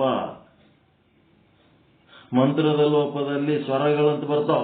ನಮ್ ಕಂಬಿ ಪ್ರಕಾಶ್ ಅವ್ರು ಎಷ್ಟು ಕಷ್ಟಪಡ್ತಾರ ಸ್ವರಗಳಿಗೆ ತಕ್ಕಂತೆ ಕರೆಕ್ಟ್ ಸೌಂಡ್ ಹೆಚ್ಚು ಮಾಡ್ರಿ ಕಡಿಮೆ ಮಾಡ್ರಿ. ಎದಕ್ಕೆ ಹೇಳ್ತಾರ ಅಂತಂದ್ರ ಆ ಲೋಪ ಆಯ್ತು ಅಂತಂದ್ರ ಆ ಯಜ್ಞ ಹೋಮ ಹವನಗಳಲ್ಲಿ ಏನಾಗ್ತದಂದ್ರ ನಮಗೆ ಸಿಗುವ ಪ್ರಾಪ್ತಿಯಲ್ಲಿ ಕಟ್ಟಾಗ್ತದ, ಮಾರ್ಕ್ಸ್ ಕಟ್ಟಾಗ್ತಾವ. ಹೀಗಾಗಿ ಅದ್ರೊಳಗೆ ನಾನಾ ರೀತಿ ಲೋಪಗಳದಾವ. ಮುಂದೆ ಭಾಗವತ ಹೇಳೋ ಟೈಮ್ನಾಗ ಹೇಳ್ತೀವಿ. ಆ ಲೋಪಗಳು ಛಿದ್ರಗಳು ಎಲ್ಲಾನು ಮುಚ್ಕೊಂಡು ಹೋಗ್ಬೇಕಾದ್ರೆ ಏನಾರೇ ಉಪಾಯ ಆದೇನು ಅಂತ ಶಿಷ್ಯ ಕೇಳ್ತ. ಎಲ್ಲಾನು ಹಿಂಗೆ ಹರಕ ಪರಕ ಮಾಡ್ತೀವಿ ಅಂತ ಹೇಳಿ ಕತೆ ಹೇಳ್ತೀರಿ. ಮನುಷ್ಯ ಮಾಡದೆ ಎಲ್ಲ ಹರಕ ಪರಕ ಕೆಲಸ ಅಂತೀರಿ. ಮತ್ತೆ ಇದು ಹರಕ ಪರಕ ಮಾಡಿದ ಛಿದ್ರ ಮುಚ್ಚೋದಕ್ಕ ಏನು ಆದ, ಏನಾರೇ ಉಪಾಯ ಆದೇನು ಅಂತಂದ್ರ ಉಪಾಯ ಆದ ಅಂತ ಹೇಳ್ತಾರೆ. ಏನು ಉಪಾಯ ಆದ? ಭಗವಂತನ ನಾಮ ಸಂಕೀರ್ತನೆ. ಭಗವಂತನ ನಾಮ ಸಂಕೀರ್ತನೆ, ಪರಮಾತ್ಮನನ್ನ ಸದಾ ನೆನೆಸ್ತಾ ಇರೋದು. ಓಂ ಸದ್ಗುರು ಶ್ರೀ ಶುದ್ಧ ಬ್ರಹ್ಮಣೇ ನಮಃ. ಓಂ ಸದ್ಗುರು ಶ್ರೀ ಸಾಧು ನಿಶ್ಚಲ ದಾಸಜಿಯೇ ನಮಃ. ಓಂ ಸದ್ಗುರು ಶ್ರೀ ಪಂಡಿತ ಪೀತಾಂಬರಜಿಯೇ ನಮಃ. ಇದು ನಮ್ಮ ಶುದ್ಧ ಬ್ರಹ್ಮ ಜ್ಞಾನ ಪೀಠದ ಒಂದು ನಮಗ ಜ್ಞಾನ ಆನಂದ ಎದರಿಂದ ಆಗ್ಯದ ಅದು ನಮ್ಮ ಮೂಲ ಮಂತ್ರ. ಇದು ಫೌಂಡೇಶನ್ ಮಂತ್ರ. ಇದೇ ಮಂತ್ರ ನಮಗಾದ ಸುಖ ನಿಮಗೂ ಕೊಡ್ತದಂತೇನಿಲ್ಲ. ನಿಮಗೆ ಯಾವ ಶಬ್ದ ಸುಖ ಕೊಡ್ತದ? ಓಂ ನಮಃ ಶಿವಾಯ ಇರ್ಬೋದು, ಓಂ ನಮೋ ನಾರಾಯಣ ಅನ್ಬೋದು, ಓಂ ಅಚ್ಯುತಾಯ ಅನ್ಬೋದು, ಓಂ ಗೋವಿಂದಾಯ ಅನ್ಬೋದು. ನೀವು ಏನು ಮಂತ್ರ ಅಂತೀರಿ ಅನ್ರಿ. ಅಂದು ಆ ಸದ್ರೂಪ ಬ್ರಹ್ಮ, ಚಿದ್ರೂಪ ಬ್ರಹ್ಮ, ಆನಂದ ರೂಪ ಬ್ರಹ್ಮ, ನಿತ್ಯ ರೂಪ ಬ್ರಹ್ಮ, ಪರಿಪೂರ್ಣ ರೂಪ ಬ್ರಹ್ಮನನ್ನ ನಿಮ್ಮ ಸ್ಮೃತಿ ಒಳಗ ತುಂಬಿಕೋಬೇಕು. ನಿಮ್ಮ ಸ್ಮೃತಿ ಒಳಗ ಎಲ್ಲ ಬ್ರಹ್ಮನನ್ನೇ ತುಂಬಿಕೊಂಡ್ರಿ ಅಂದ್ರೆ ಅದೇನು? ಕಂಗಳು ತುಂಬಿದ ಬಳಿಕ ನೋಡಲಿಲ್ಲ. ಏನ್ ಹಿಂಗಂದ್ರ ಇವತ್ತಿನ ವಚನಕ್ಕೆ ಪೂರಕವಾದ ವಚನ ಅದು. ಕಂಗಳೊಳಗ ಲಿಂಗನೇ ತುಂಬಿದ ಮೇಲ ನಾಮರೂಪ ಎಲ್ಲಿದು ನೋಡ್ತದದು? ಕಂಗಳೊಳಗೆ ಲಿಂಗ ತುಂಬಿಲಾರ್ದಕ್ಕೆ ಏನಾಯ್ತು? ನಾಮರೂಪ ನೋಡ್ಲಕ್ಕತ್ತದ. ಕಣ್ಣಾಗ ಲಿಂಗ ತುಂಬಿಕೊಂಡಿಲ್ಲ, ಲಿಂಗ ನೋಡುವಂತ ದೃಷ್ಟಿ ಪ್ರಾಕ್ಟೀಸ್ ಮಾಡಿಲ್ಲ, ಅದಕ್ಕೆ ನಾಮರೂಪ ನೋಡ್ಲಿಕ್ಕತ್ತದ. ಕಿವಿ ಒಳಗ ಬಿದ್ದ ಶಬ್ದ ಸುಳ್ಳು ಹೇಳಕತ್ತಾರ, ಚಾಡಿ ಹೇಳಕತ್ತಾರ, ಮತ್ತೇನೋ ಹೇಳಕತ್ತಾರ ಅಂತ. ಇವೆಲ್ಲ ಯಾಕೆ ಕಿವಿಯಾಗ ಬೀಳಕತ್ತವ? ಕಿವಿಗಳು ತುಂಬಿದ ಬಳಿಕ ಕೇಳಲಿಲ್ಲ. ಕಿವಿ ಒಳಗ ಲಿಂಗನೇ ತುಂಬಿಕೊಂಡ್ರಿ ಅಂತಂದ್ರ ಎಲ್ಲಾ ಶಬ್ದಗಳು ಆ ಪರಮಾತ್ಮನಿಂದಲೇ ಬಂದು ಅದಾವ. ಆ ಶಬ್ದದೊಳಗೆ, ಪ್ರತಿಯೊಂದು ಶಬ್ದದೊಳಗ ಆ ಬ್ರಹ್ಮನ ನಾದವನ್ನ ನೋಡ್ಬೇಕೇ ಹೊರತು ಆ ಶಬ್ದದ ಅರ್ಥ ತಿಳ್ಕೊಂಡು ಮನುಷ್ಯನಾಗ ಸುಖ ದುಃಖ ಅನುಭವಿಸಬಾರದು. ಬ್ರಹ್ಮನಾದ, ಪರಮಾತ್ಮನ ನಾದ, ಶಿವನ ನಾದನೇ ಎಲ್ಲಾ ಶಬ್ದಗಳದಾವತ್ತು ತಿಳ್ಕೊಂಡು ಏನ್ ಕಿವ್ಯಾಗ ಬೀಳ್ತಾವ ಅವೆಲ್ಲ ಶಿವನ ನಾದ. ಈ ರೀತಿ ನಾವು ಕಿವಿ ಒಳಗ ಲಿಂಗನೇ ತುಂಬ್ಕೊಂಡ ಮೇಲೆ ಅಲ್ಲಿ ಚಾಡಿ ಇಲ್ಲ, ಹೊಟ್ಟೆ ಕಿಚ್ಚಿನ ಮಾತುಗಳು ಇಲ್ಲ, ಮತ್ತೇನು ಹೊಗಳಿಕೆಗಳು ಇಲ್ಲ, ತೆಗಳಿಕೆಗಳು, ಸ್ತುತಿ ಇಲ್ಲ, ನಿಂದೆ ಶಿವನಾದ. ಹಂಗ ಎಲ್ಲಾ ಇಂದ್ರಿಯಗಳಲ್ಲಿ ಲಿಂಗವನ್ನೇ ತುಂಬಿಕೊಂಡ ಮೇಲೆ ಆ ನಾಮರೂಪಗಳನ್ನ ಮೂಸಿಸುವುದು ಇಲ್ಲ, ಮುಟ್ಟುವುದು ಇಲ್ಲ, ಕೇಳುವುದು ಇಲ್ಲ, ನೋಡುವುದು ಇಲ್ಲ, ರುಚಿಸುವುದು ಇಲ್ಲ. ಈ ರೀತಿ ಇದ್ದವನು ನಿಮ್ಮ ಚರಣ ಕಮಲಗಳಲ್ಲಿ ಆನು ತುಂಬಿ ಆ ಒಂದು ಪರಮಾತ್ಮನ ಗುರುವಿನ ಚರಣ ಕಮಲಗಳಲ್ಲಿ ಒಂದು ದುಂಬಿ ಇದ್ದಂಗೆ ಇರ್ತಾನೆ ಆ ಒಂದು ಸಾಧಕ ಅಂತ ಹೇಳ್ತಾರೆ. ಅದಕ್ಕೆ ಇವತ್ತಿನ ವಚನ ಪೂರ್ತಿ ಅರ್ಥ ಆಯ್ತು ಅಂತ ಅನ್ಕೋತೀನಿ. ವೃತ್ತಿಯ ತುದಿಯಲ್ಲಿ ನಮ್ಮ ಅಂತಃಕರಣದ ವೃತ್ತಿ ಏನು ಹೋಗ್ತದಲ್ಲ, ಆ ವೃತ್ತಿಯ ತುದಿ ಯಾವುದನ್ನ ಆವರಣ ಭಂಗ ಮಾಡಬೇಕು? ನಾಮರೂಪಗಳನ್ನ ಆವರಣ ಭಂಗ ಮಾಡಬೇಕು, ಏನ ಲಿಂಗದ ಆವರಣ ಭಂಗ ಮಾಡಬೇಕು? ನಾಮರೂಪದ ಆವರಣ ಭಂಗ ಮಾಡಬಾರದು, ಲಿಂಗದ ಆವರಣ ಭಂಗ ಮಾಡಬೇಕು. ನಾಮರೂಪದ ಆವರಣ ಭಂಗ ಮಾಡಿದ್ರೆ ಆಭಾಸ ಏನ್ ಮಾಡ್ತಾನ? ಈ ಹೆಸರು, ಇದು ಹೆಣ್ಮಗಳ ಹೆಸರು, ಇದು ಗಂಡಮಗನ ಹೆಸರು, ಇದು ಹೆಣ್ಣಿನ ರೂಪ, ಇದು ಗಂಡಿನ ರೂಪ, ಇದು ಶ್ರೀಮಂತರ ರೂಪ, ಇದು ಬಡವರ ರೂಪ, ಇದು ಬ್ರಾಹ್ಮಣರ ರೂಪ, ಇದು ಶೂದ್ರರ ರೂಪ, ಹಿಂಗೆಲ್ಲ ನಾಮರೂಪಗಳನ್ನ ನೋಡಿದೆವು ಅಂತಂದ್ರ ದಡ್ಡ ಶಾಣೆ, ಬಡವ ಶ್ರೀಮಂತ, ಅಧಿಕಾರಿ ಜವಾನ ಇವೆಲ್ಲ ಓಸು ಹೊಲಸ ನಡಿ ಹೇಳ್ತಾವ. ಕೇವಲ ಲಿಂಗದ ರೂಪವನ್ನ ಅನಾವರಣ ಮಾಡ್ಬೇಕ. ಕೇವಲ ಲಿಂಗವನ್ನೇ ನೋಡ್ಬೇಕು. ಅದಕ್ಕೆ ಅಂಗದ ಕೊನೆಯಲ್ಲಿ ಲಿಂಗ ಮುಂತಲ್ಲದೆ, ಅಂಗದ ಕೊನೆಯಲ್ಲಿ ಲಿಂಗ ಮುಂತಲ್ಲದೆ ಅನ್ಯ ಸಂಗವ ಮಾಡನ ಶರಣ. ನಯನದ ಕೊನೆಯಲ್ಲಿ ಲಿಂಗ ಮುಂತಲ್ಲದೆ ಅನ್ಯವ ನೋಡನ ಶರಣ. ಶ್ರೋತ್ರದ ಕೊನೆಯಲ್ಲಿ ಲಿಂಗ ಮುಂತಲ್ಲದೆ ಅನ್ಯವ ಕೇಳನ ಶರಣ. ಘ್ರಾಣದ ಕೊನೆಯಲ್ಲಿ ಲಿಂಗ ಮುಂತಲ್ಲದೆ ಅನ್ಯವ ವಾಸಿಸನ ಶರಣ. ಜಿವ್ವೆಯ ಕೊನೆಯಲ್ಲಿ ಲಿಂಗ ಮುಂತಲ್ಲದೆ ಅನ್ಯವ ರುಚಿಸನ ಶರಣ. ಪ್ರಸಾದಿ ಜೀವನ ಹೆಂಗಿರ್ತದಂದ್ರ ಬರೇ ತಿನ್ನೋದು ಉಣೋದ್ರಾಗ ಅಲ್ಲ, ಎಲ್ಲಾ ವಿಷಯಗಳ ಗ್ರಹಣ ಮಾಡುವಾಗ ಅದೆಲ್ಲ ಲಿಂಗ ಏನು ಪ್ರಸಾದ ಅಂತೆ ತಗೋಬೇಕು. ಲಿಂಗವನ್ನೇ ನಮ್ಮ ವೃತ್ತಿಯಿಂದ ಭಂಗ ಮಾಡಿ ನಮ್ಮ ಆಭಾಸ ಲಿಂಗವನ್ನೇ ಅರಿತಾ ಇರಬೇಕು. ಶಬ್ದ ಸ್ಪರ್ಶ ರೂಪ ರಸ ಗಂಧಗಳನ್ನು ಕೊಡುವಂತ ಪ್ರಮೇಯ ವಸ್ತುಗಳೆಲ್ಲ ಲಿಂಗಗಳೇ.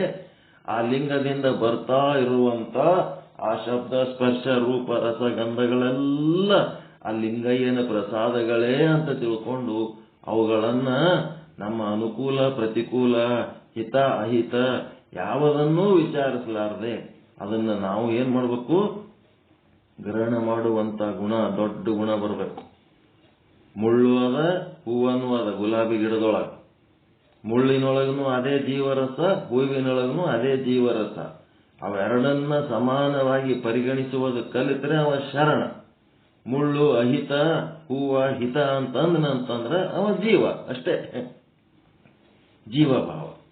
ಹಿಂಗಾಗಿ ಅದೇನು ಕಾರಣವೆಂದರೆ ಕೂಡಲ ಚನ್ನ ಸಂಗಯ್ಯ ನಿಮ್ಮ ಶರಣ ಸರ್ವಾಂಗ ಲಿಂಗಿಯಾದ ಕಾರಣ ಅವನೇನದನ ಸರ್ವಾಂಗ ಲಿಂಗದ ಪ್ರಸಾದವನ್ನೇ ಗ್ರಹಣ ಮಾಡುತ್ತಾನೆ ಅಂತ. ಚಲೋದನ್ರಿ ವಚನ, ಸರಳ ವಚನ, ಸರಿಯಾಗಿ ಅರ್ಥ ಮಾಡ್ಕೋಬೇಕು. ಯಾರು ಲೇಟಾಗಿ ಜಾಯಿನ್ ಆಗಿರಿ ಇದನ್ನ ಮತ್ತೊಂದ್ಸಾರಿ ಕೇಳ್ರಿ, ಕೇಳಿ ಅದರ ಅರ್ಥವನ್ನ ಚೆನ್ನಾಗಿ ಮಾಡ್ಕೊಳ್ರಿ. ಅದ್ಭುತವಾದ ವಿಶ್ಲೇಷಣೆ ಇವತ್ತೆಂದು. ಅದ್ಭುತ ಅನ್ನಿಸ್ತದ ಇಲ್ಲ?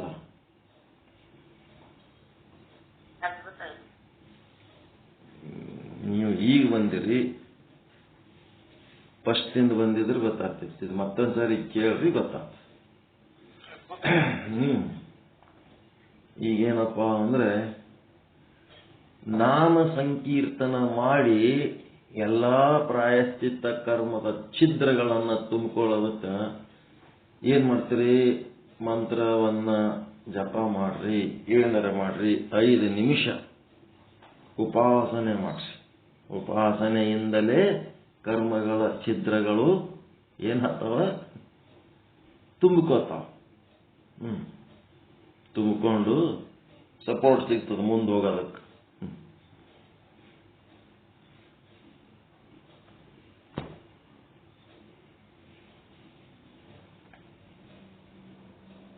ಯಾವುದು ಬೇಕು ನಿಮಗೆ ಆಸನ ಹಾಕೊಳ್ರಿ, ಏನು ಬೇಕು ಅದು ಮುದ್ರೆ ಧಾರಣೆ ಮಾಡ್ರಿ.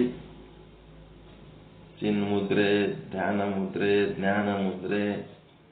ಒಂದು 5 ನಿಮಿಷ ಮಾಂತೇಶ ಗುರುಗಳು ಉಪಾಸನೆ ಮಾಡಿಸ್ತೀರಾ? ಧ್ಯಾನ ಮಾಡಿಸ್ತೀರಿ? ಮಾಡಿಸ್ರಿ.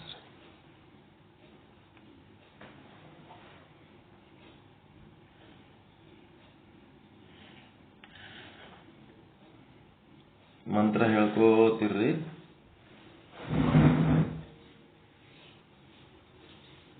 ಸುಖಾಸನದಲ್ಲಿ ಕುಳಿತುಕೊಳ್ಳಿರಿ ಅಥವಾ ಕುರ್ಚಿ, ಟೇಬಲ್, ಸೋಫಾ ಮೇಲೆ ಆದರೂ ಕುಳಿತುಕೊಳ್ಳಿರಿ.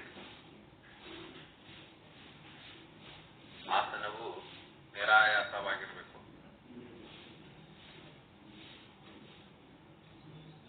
ಧ್ಯಾನ ಮುದ್ರೆಯಲ್ಲಿ ಕುಳಿತುಕೊಳ್ಳಿರಿ.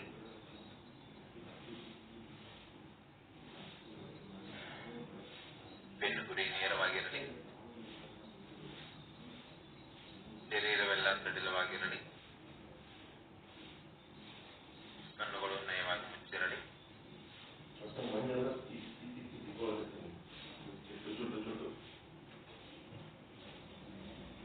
ದೀರ್ಘವಾಗಿ ಶ್ವಾಸವನ್ನು ಒಳಗೆ ತೆಗೆದುಕೊಂಡು ಹೊರಗೆ ಬಿಡಿ. 2 ಸಾರಿ. ರಿಲ್ಯಾಕ್ಸ್.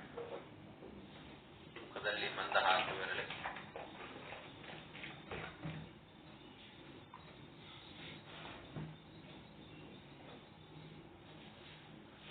ದೀರ್ಘವಾಗಿ ಶ್ವಾಸವನ್ನು ಒಳಗೆ ತೆಗೆದುಕೊಂಡು ಹೊರಗೆ ಬಿಡಿ.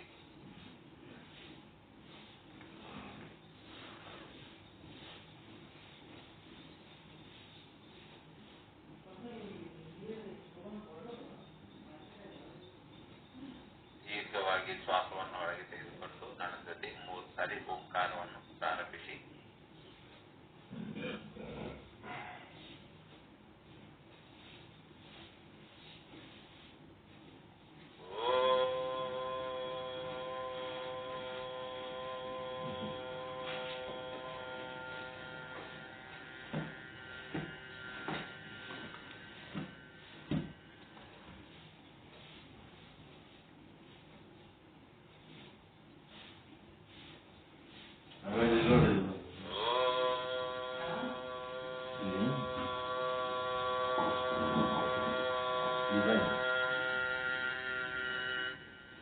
ಇದೇನು ಟಚ್ ಆಗಲ್ಲ, ಒಳಗೆ ಅದ.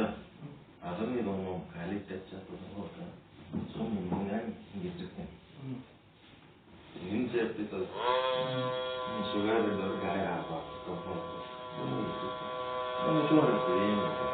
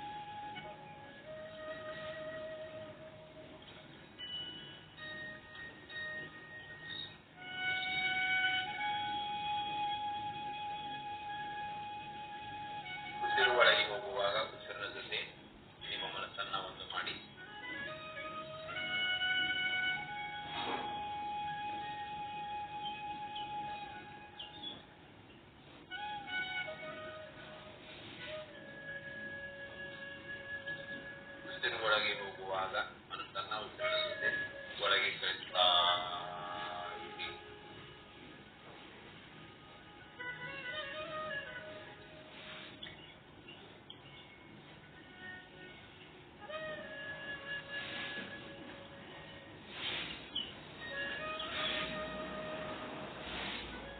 ಉಸಿರು ಹೊರಗೆ ಹೋಗುವಾಗ ಉಸಿರಿನ ಜೊತೆ ಹೊರಗೆ ಹೋಗ್ತಾ ಇರಿ. ಉಸಿರಾಟದ ಮೇಲೆ ಗಮನ, ಅದುವೇ ಧ್ಯಾನ.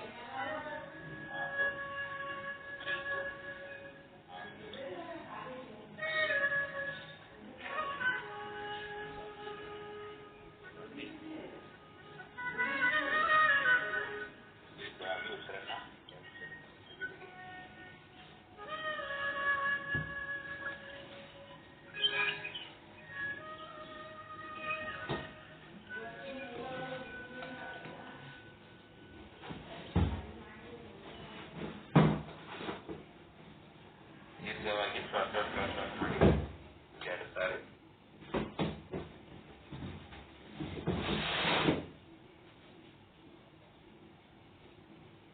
ಎರಡು ಕೈಗಳು ಕಣ್ಣು ಮೇಲೆ ಇಟ್ಕೊಳ್ಳಿ. ಕಣ್ಣುಗಳನ್ನ ನಯವಾಗಿ ಮುಚ್ಚಿ ಉಂಗುರ ಬೆಳಗಳಿಂದ ಕಾಪಾಡಿಕೊಳ್ಳಿ. ತಲೆ, ಕತ್ತು, ಎದೆ, ಹೊಟ್ಟೆ, ಶರೀರದ ಎಲ್ಲ ಭಾಗಗಳನ್ನು ನಯವಾಗಿ ಸ್ಪರ್ಶ ಮಾಡಿಕೊಳ್ಳಿ.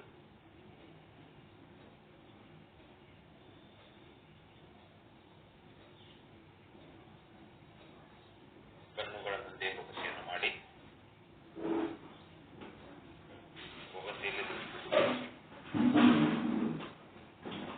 ಹೊಗಸೆಯನ್ನು ತಲೆ ಮೇಲೆ ಇಟ್ಟುಕೊಳ್ಳಿ.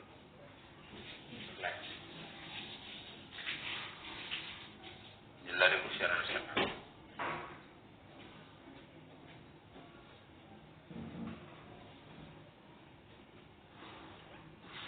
ಕಾರ್ಯಕ್ರಮವನ್ನು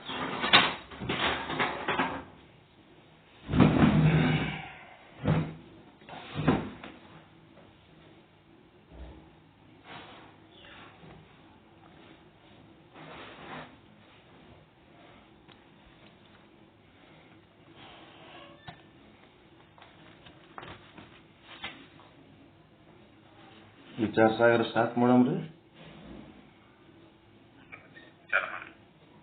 ಇನ್ನ ಧ್ಯಾನದಾಗ ಅದಾರ ಎಲ್ಲರೂ ತಂದಿರಲ್ಲ.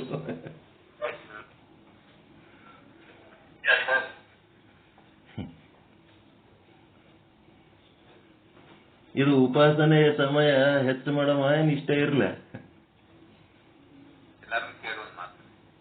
ಪ್ರತಿನಿತ್ಯ ಉಪಾಸನೆ ಮಾಡಬೇಕು. 24 ಗಂಟೆಗಳಲ್ಲಿ 1 ಗಂಟೆಯೊಳಗ 60 ನಿಮಿಷ ಏನದಲ್ಲ, 60 ನಿಮಿಷದೊಳಗೆ 59 ನಿಮಿಷ ನಿಮ್ಮ ನಾಮ ರೂಪ ಕ್ರಿಯೆಗಳಿಗೆ ಮೀಸಲಿಟ್ಟು ಕೇವಲ ಲಿಂಗಯ್ಯನಿಗಾಗಿ, ಲಿಂಗದ ಧ್ಯಾನ, ಭಗವಂತನ ಜ್ಞಾನ, ಶಿವನ ಜ್ಞಾನ, ಬ್ರಹ್ಮಜ್ಞಾನ, ಅದರದ ಧ್ಯಾನಕ್ಕಾಗಿ 24 ನಿಮಿಷ, 1 ಗಂಟೆಗೆ 1 ನಿಮಿಷ, 24 ಗಂಟೆಗಳಲ್ಲಿ 24 ನಿಮಿಷ ಇದು ಮಾಡಬೇಕು ಉಪಾಸನೆ.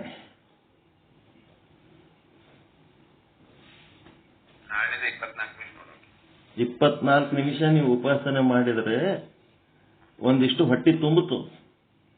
ಇದು 5 ನಿಮಿಷ ಮಾಡಿದ್ರಿ ಅಂದ್ರೆ ಅದೇನು ಸ್ಯಾಂಪಲ್ ತಗೊಂಡಂಗೆ ಅಷ್ಟೇ. ಅದು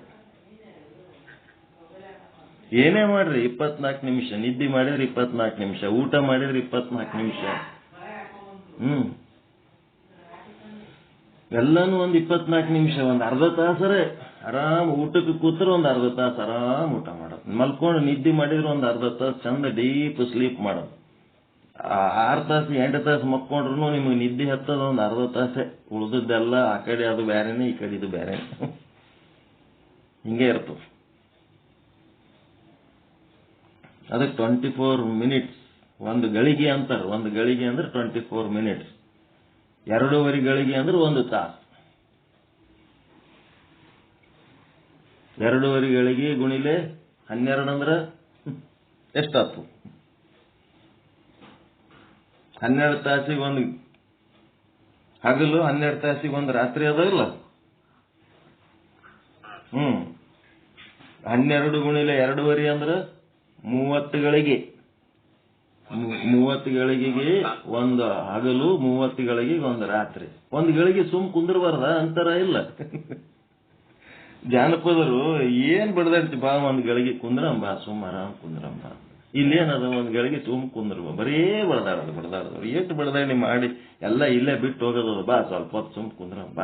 ಸುಮ್ ಕುಂದ್ರದ ಅಂತಂದ್ರೆ ಪರಮಾತ್ಮನ ನೀವು ಸೈಲೆಂಟ್ ಆದ್ರಿ ಅಂತಂದ್ರ ಯಾವಾಗ ನಿಶ್ಚಲ ಆಗ್ತೀರಿ, ಯಾವಾಗ ನಿರ್ಮಲ ಆಗಿ ಸುಮ್ಮಾಗಿ ಬಿಡ್ತೀರಿ, ಅವಾಗ ಏನಾಗ್ತದ, ಪರಮಾತ್ಮನ ಪ್ರತಿಬಿಂಬ ನಿಮ್ಮ ಅಂತಃಕರಣದಾಗ ಮೂಡ್ತದ.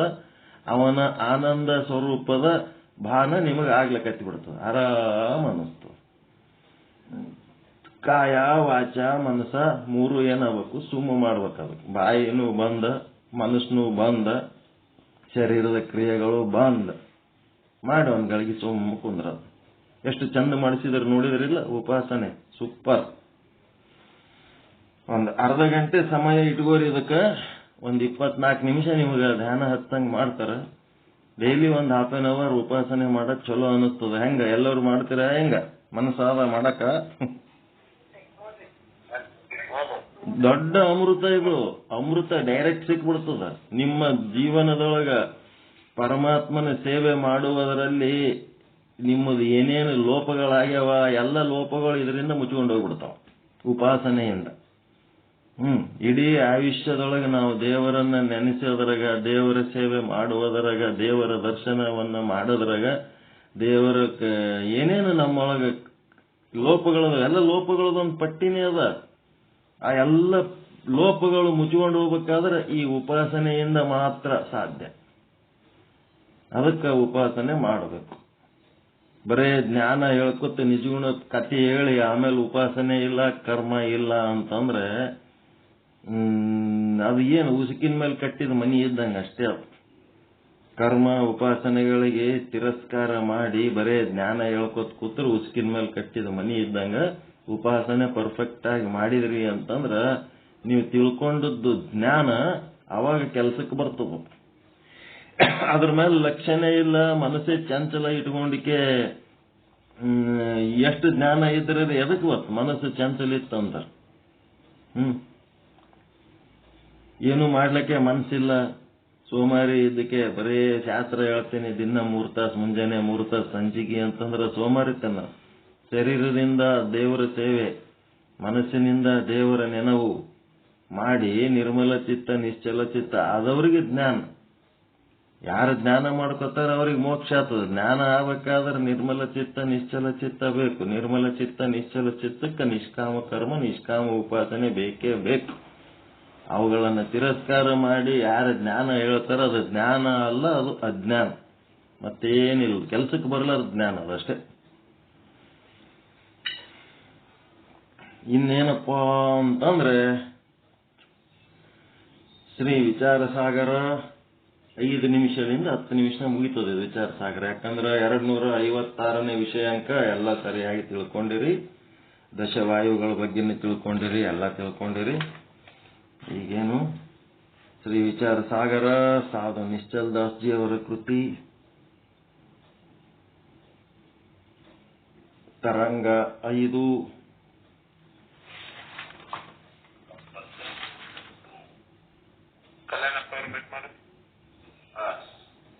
ಮಧ್ಯಮ ಅಧಿಕಾರಿ ಅದೃಷ್ಟಿ ಮಹಾರಾಜರ ಜೊತೆಗೆ ಸಂವಾದ ನಡೆದಿದೆ.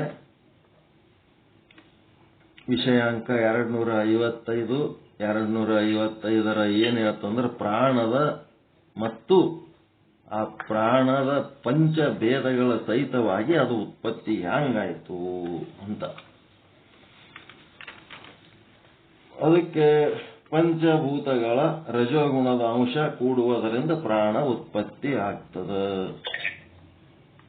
ಆ ಪ್ರಾಣ 5 ರೀತಿ ಕೆಲಸ ಮಾಡ್ತದೆ.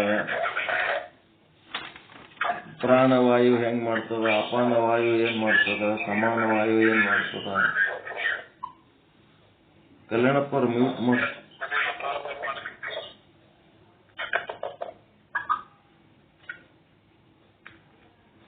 ಕಲ್ಯಾಣಪ್ಪ ಮಹಾರಾಜ್, ಪ್ರಾಣವಾಯು, ಅಪಾನವಾಯು, ಸಮಾನವಾಯು, ಉದಾನವಾಯು, ವ್ಯಾನವಾಯು ಏನ್ ಕೆಲಸ ಮಾಡ್ತಾವ ಇದ್ರ ಬಗ್ಗೆ ಎಲ್ಲ ಗೊತ್ತದ.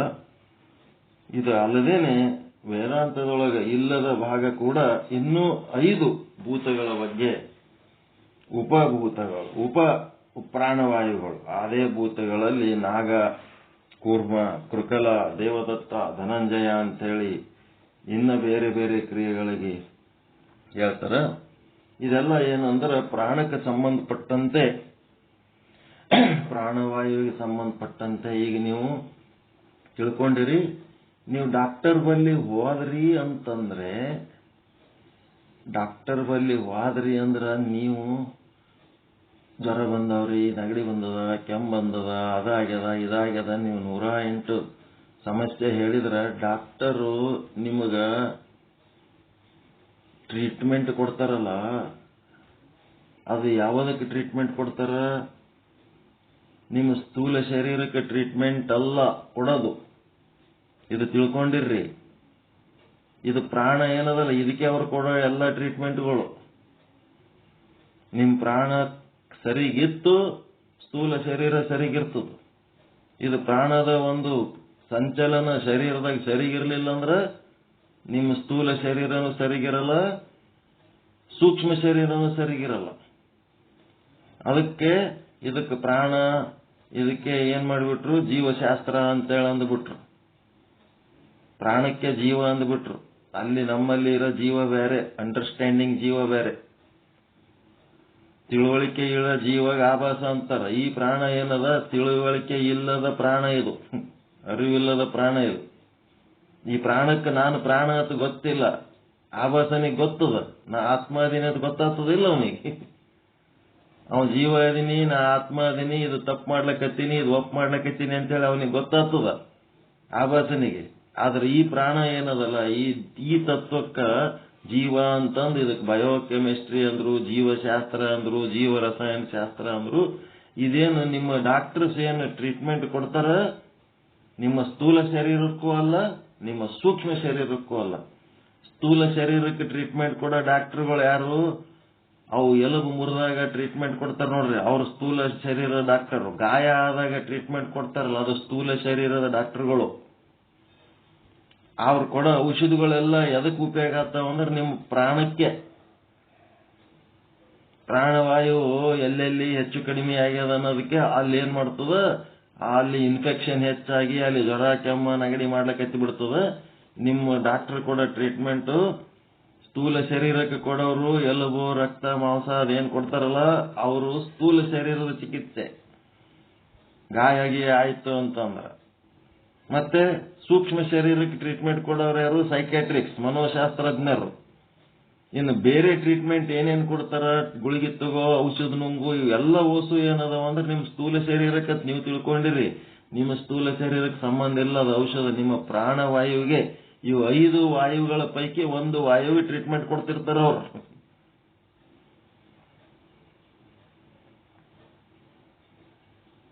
ಗೊತ್ತಾಯ್ತರ?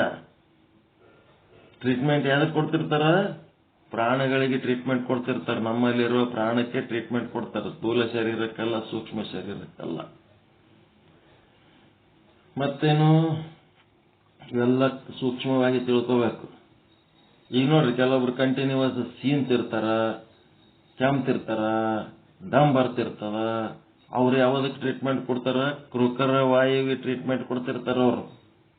ಇನ್ನೊಂದಿಷ್ಟು ಮಂದಿ ಕಣ್ಣು ಬಡಿತಿರ್ತಾರ, ಸುಮ್ಮನೆ ಇರಲ್ಲ. ಮಾತಾಡ್ಬೇಕಾದ್ರೆ ಕಣ್ಣು ಬಡ್ಕೋತ ಮಾತಾಡ್ತಿರ್ತಾರ. ಅವ್ರಿಗೆ ಎಂತ ಟ್ರೀಟ್ಮೆಂಟ್? ಕೂರ್ಮ ವಾಯುವಿಗೆ ಟ್ರೀಟ್ಮೆಂಟ್ ಕೊಡ್ತಿರ್ತಾರ. ಇನ್ನೊಂದಿಷ್ಟು ಮಂದಿ ಸಣ್ಣ ಸಣ್ಣ ವಿಷಯಕ್ಕೆ ಬಹಳ ಎಕ್ಸೈಟ್ ಆಗ್ತಿರ್ತಾರ, ಉದ್ಗಾರ. ಸಣ್ಣ ವಿಷಯಕ್ಕೆ ಅವ್ರು ಗಾಬರಿ ಆಯ್ತಿರ್ತಾರ, ಉದ್ಗಾರ, ಓ ಆ ಏ ಅಂದ್ಕೋತಿರ್ತಾರೆ. ಅವ್ರಿಗೆಲ್ಲ ನಾಗವಾಯುವಿಗೆ ಟ್ರೀಟ್ಮೆಂಟ್ ಕೊಡ್ತಿರ್ತಾರ. ಯಾವಾಗಲೂ ಸುಸ್ತಿದ್ರು, ಮಬ್ಬಿದ್ರು ಅಂತಂದ್ರೆ ಅವ್ರಿಗೆ ದೇವದತ್ತ ವಾಯುವಿಗೆ ಟ್ರೀಟ್ಮೆಂಟ್ ಕೊಡ್ತಿರ್ತಾರ. ಯಾರ ಶರೀರ ವಾಜ್ಯಾಲಕತ್ತದ ಅವರಿಗೆ ಧನಂಜಯ ವಾಯುವಿಗೆ ಟ್ರೀಟ್ಮೆಂಟ್ ಕೊಡ್ತಿರ್ತಾರ.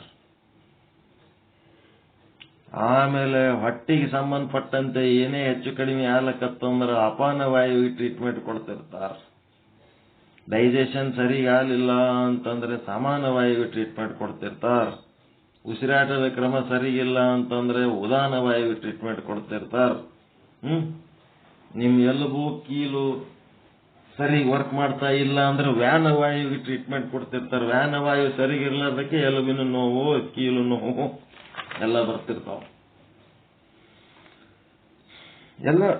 ಇವೆಲ್ಲ ಏನದ? ಟ್ರೀಟ್ಮೆಂಟ್ ಟು ದಿ ಪ್ರಾಣವಾಯು, ಇವುಗಳಿಗೆ ಕೊಡೋದು ಟ್ರೀಟ್ಮೆಂಟ್. ಅದಕ್ಕೆ ಇಲ್ಲಿ ಮುಖ್ಯ ಪ್ರಾಣಗಳ ಪ್ರತಿಪಾದಕರು ಯಾರಪ್ಪ ಅಂದ್ರೆ 5 ಭೂತಗಳ ರಜೋಗುಣದ ಅಂಶಗಳು ಕೂಡಿ ಮುಖ್ಯ ಪ್ರಾಣಗಳು ಉತ್ಪತ್ತಿಯಾದವು ಅಂತ ಮುಖ್ಯ ಪ್ರಾಣದ ಪ್ರತಿಪಾದಕರು ಹೇಳ್ತಾರೆ. ಉಪಪ್ರಾಣದ ಪ್ರತಿಪಾದಕರು ಏನ್ ಹೇಳ್ತಾರಪ್ಪ ಅಂದ್ರೆ 5 ಭೂತಗಳ ರಜೋಗುಣಗಳ ಅಂಶಗಳು ಕೂಡಿ ಮಿಶ್ರಣ ಹೊಂದಿಲ್ಲ. ಒಂದೊಂದು ಭೂತಗಳ ರಜೋಗುಣದ ಅಂಶದಿಂದ ಒಂದೊಂದೇ ವಾಯುಗಳು ಉತ್ಪತ್ತಿಯಾದವು ಅಂತೇಳಿ ಉಪಪ್ರಾಣಗಳ ಪ್ರತಿಪಾದಕರು ಹೇಳ್ತಾರೆ. ಇವರೇನ್ ಮಾಡ್ಯಾರ, ಅದನ್ನೂ ಹೂ ಅಂತ ಇಟ್ಕೊಂಡಾರ, ಇದನ್ನೂ ಹೂ ಅಂತ ಇಟ್ಕೊಂಡಾರ. ಆದರೆ ಅದ್ವೈತ ಸಿದ್ಧಾಂತದಲ್ಲಿ ಈ ಪ್ರಕ್ರಿಯೆ ಇಲ್ಲ.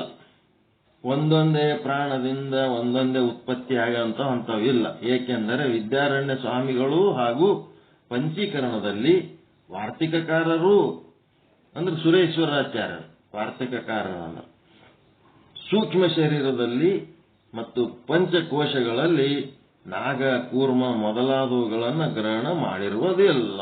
ಉಪಪ್ರಾಣಗಳನ್ನು ಅವರು ಗ್ರಹಣ ಮಾಡಿಲ್ಲ.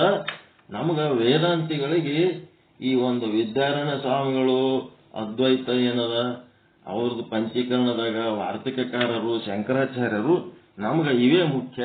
ಹಿಂಗಾಗಿ ಉಪಪ್ರಾಣಗಳ ಬಗ್ಗೆ ಅಲ್ಲಿ ಪ್ರಸ್ತಾಪ ಇಲ್ಲದಕ್ಕೆ ನಾವು ಒಂದೊಂದು ಪ್ರಾಣವಾಯುವಿನಿಂದ ಒಂದೊಂದು ಭೂತದಿಂದ ಒಂದೊಂದೇ ಪ್ರಾಣವಾಯುವಿನಿಂದ ಒಂದೊಂದೇ ಕೆಲಸ ಆಗ್ಯಾವ ಅನ್ನೋದು ನಾವು ಅದನ್ನ ಒಪ್ಪಂಗಿಲ್ಲ. ಅದು ಇದ್ರಾಗಿಲ್ಲ. ನಾವು ಬರೇ ಮೊದಲಿನ 5 ವಾಯುಗಳೇನೋ ಅಷ್ಟೇ ಹಿಡ್ಕೋತೀವಿ ಅಂತೇಳಿ ಅವ್ರು ಹೇಳ್ತಾರೆ. ಮುಂದ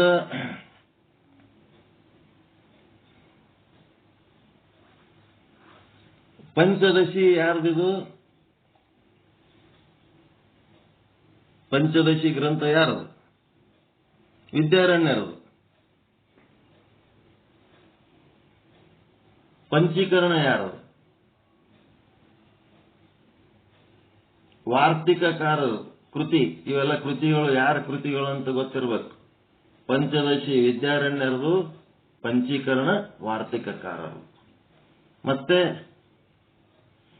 ಅಪಾನ ಮೊದಲಾದ ಮುಖ್ಯ ಪ್ರಾಣಗಳನ್ನು ಅಂದರೆ ಪಂಚಪ್ರಾಣಗಳ ಉತ್ಪತ್ತಿಯೂ ಕೂಡ ಪಂಚಭೂತಗಳ ಅಂದರೆ 5 ಭೂತಗಳು ಒಟ್ಟುಗೂಡಿದ ರಜೋಗುಣದಿಂದ ಆಗಿರುತ್ತವೆ ಎಂದು ಹೇಳಿರುತ್ತಾರೆ. ಇದನ್ನು ಮಾತ್ರ ನಾವು ಒಪ್ಪುಗೊತ್ತೀವಿ. ಪಂಚದಶಿ ಪಂಚೀಕರಣದೊಳಗೆ ಏನ್ ಹೇಳ್ಯಾರ ಅದನ್ನು ನಾವು ಒಪ್ಪುಗೊತ್ತೀವಿ. ಈ ಒಂದು ಉಪಪ್ರಾಣಗಳ ಪ್ರತಿಪಾದಕರದು ಏನದ ಇದನ್ನು ನಾವು ಅಷ್ಟೊಂದು ಗಂಭೀರವಾಗಿ ತಗೊಳ್ಳಂಗಿಲ್ಲ. ಆದ್ರೂ ನಮ್ಮ ಜೊತೆಗೆ ಸೇರಿಸ್ಕೊಂಡಿವಿ. ಅವ್ರದ್ದು ಉಪಯೋಗ ಯಾರಿಗಾರ ಆತಿತ್ತಂದ್ರೆ ಮಾಡ್ಕೊಳ್ಳಿ ಅಂತ. ಈಗ ಇಲ್ಲಿ ತನಕ ನಿನ್ನೆ ಹೇಳದ ಈಗ ಮುಖ್ಯ ಪ್ರಾಣ ಪ್ರತಿಪಾದಕರಿಗೂ ಮತ್ತು ಉಪಪ್ರಾಣ ಪ್ರತಿಪಾದಕರಿಗೂ ಏನು ವ್ಯತ್ಯಾಸ ಅಂದ್ರೆ ಇದೀಗ ಹೇಳಿದ್ದೆ ಮತ್ತೆ ಹೇಳ್ತಾರೋ. ಪ್ರಾಣಾದಿ ಪಂಚವಾಯುಗಳಲ್ಲದೆ ನಾಗ, ಕೂರ್ಮಾದಿ ಪಂಚ ಉಪಪ್ರಾಣಗಳು ಅವುಗಳು ನಮ್ಮ ಪೂರ್ವಜರು ಒಪ್ಪಿಕೊಂಡು ಬಂದಿಲ್ಲ. ಪೂರ್ವಜರಂದ್ರೆ ವೇದಾಂತ ಸಿದ್ಧಾಂತಿಗಳು. ಮತ್ತು 5 ಭೂತಗಳ ರಜೋಗುಣಗಳ ಅಂಶದಿಂದ ಒಟ್ಟುಗೂಡಿದ ಪ್ರಾಣಾದಿ ಪಂಚವಾಯುಗಳ ಉತ್ಪತ್ತಿಯನ್ನು ಒಪ್ಪಿಕೊಂಡಿದ್ದಾರೆ.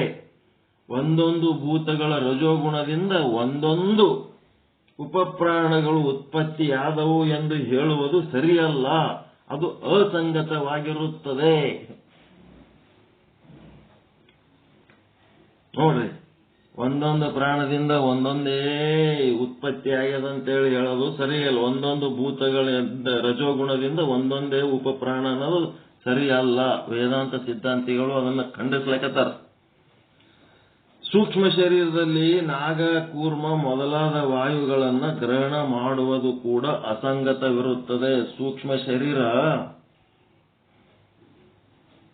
ಏನದ, ಅದಕ್ಕ ಪ್ರೇರಣೆ ಸಿಕ್ಕಾಗ ಅದು ಕೆಲಸ ಮಾಡ್ತದ. ಈಗ ಕಣ್ಣು ಬಿಡಿಯೋದು ಮನಸ್ಸಿಗೆ ಕಂಡು ಸಂಬಂಧಪಟ್ಟದ್ದನ್ರಿ. ಅದು ಉಸಿರಾಡಿಸೋದು ಮನಸ್ಸಿಗೆ ಸಂಬಂಧಪಟ್ಟದ್ದದ. ಅವೆಲ್ಲ ತಮ್ಮ ತಾವು ಮಾಡ್ತಿರ್ತಾವಿಲ್ಲ. ಹೀಗಾಗಿ ಇಲ್ಲಿ ಇದಕ್ಕೆ ಸೂಕ್ಷ್ಮ ಶರೀರದ ಸಹಿತ ನಾಗ, ಕೂರ್ಮ ಮೊದಲಾದ ವಾಯುಗಳನ್ನು ಗ್ರಹಣ ಮಾಡುವುದು ಅಸಂಗತವಿರುತ್ತದೆ. ಅವೆಲ್ಲ ಅನೈಚ್ಛಿಕ ಕ್ರಿಯೆಗಳು. ಇದು ಐಚ್ಛಿಕ ಕ್ರಿಯೆ, ಸೂಕ್ಷ್ಮ ಶರೀರಕ್ಕೆ ಸಂಬಂಧಪಟ್ಟದ್ದು. ಪಂಚ ಮುಖ್ಯ ಪ್ರಾಣಗಳೇ ಸೂಕ್ಷ್ಮ ಶರೀರದಲ್ಲಿ ಗ್ರಹಣ ಬರುತ್ತವೆ. ಹೀಗಾಗಿ ಸೂಕ್ಷ್ಮ ಶರೀರದಾಗನು ಈ ಪಂಚಮುಖ್ಯ ಗ್ರಹಣ ಇವೇ ಪ್ರಾಣಗಳೇ ಗ್ರಹಣ ಇರ್ತದ. ಸ್ಥೂಲ ಶರೀರದೊಳಗನು ಆ ಪಂಚ ಮುಖ್ಯ ಪ್ರಾಣಗಳದೇ ಗ್ರಹಣವಿರ್ತದ. ಪ್ರಾಣಗಳು ವಿಕ್ಷೇಪ ರೂಪವಿರುತ್ತವೆ. ಪ್ರಾಣಗಳು ವಿಕ್ಷೇಪ, ಮತ್ತೆ ರಜೋಗುಣಕ್ಕೂ ಸ್ವಭಾವ ವಿಕ್ಷೇಪನೆ. ವಿಕ್ಷೇಪ ಅಂದ್ರೆ ಏನು?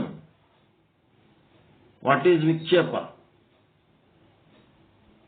ವಿಕ್ಷೇಪ ಅಂದ್ರೆ ಏನ್ರಿ? ವಿಕ್ಷೇಪ ದೋಷ ಅಂದ್ರೆ ಏನು? ಗೊತ್ತದ ಗೊತ್ತಿಲ್ಲ? ವಿಕ್ಷೇಪ ಅಂದ್ರೆ ಏನಂತ?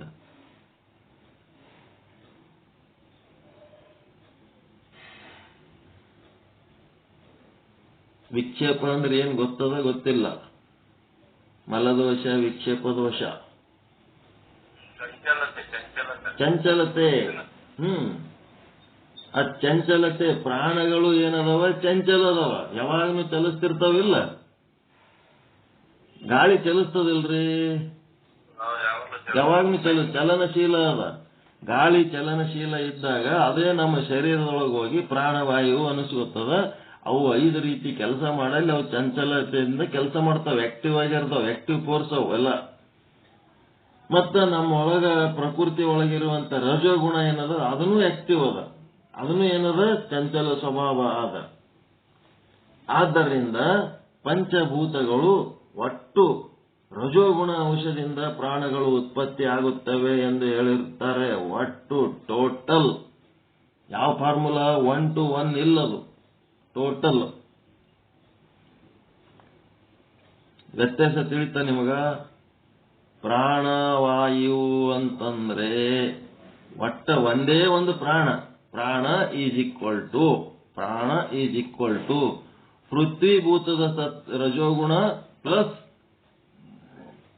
ಜಲಭೂತದ ರಜೋಗುಣ ಪ್ಲಸ್ ಅಗ್ನಿಭೂತದ ರಜೋಗುಣ ಪ್ಲಸ್ ವಾಯುಭೂತದ ರಜೋಗುಣ ಪ್ಲಸ್ ಆಕಾಶಭೂತದ ರಜೋಗುಣ.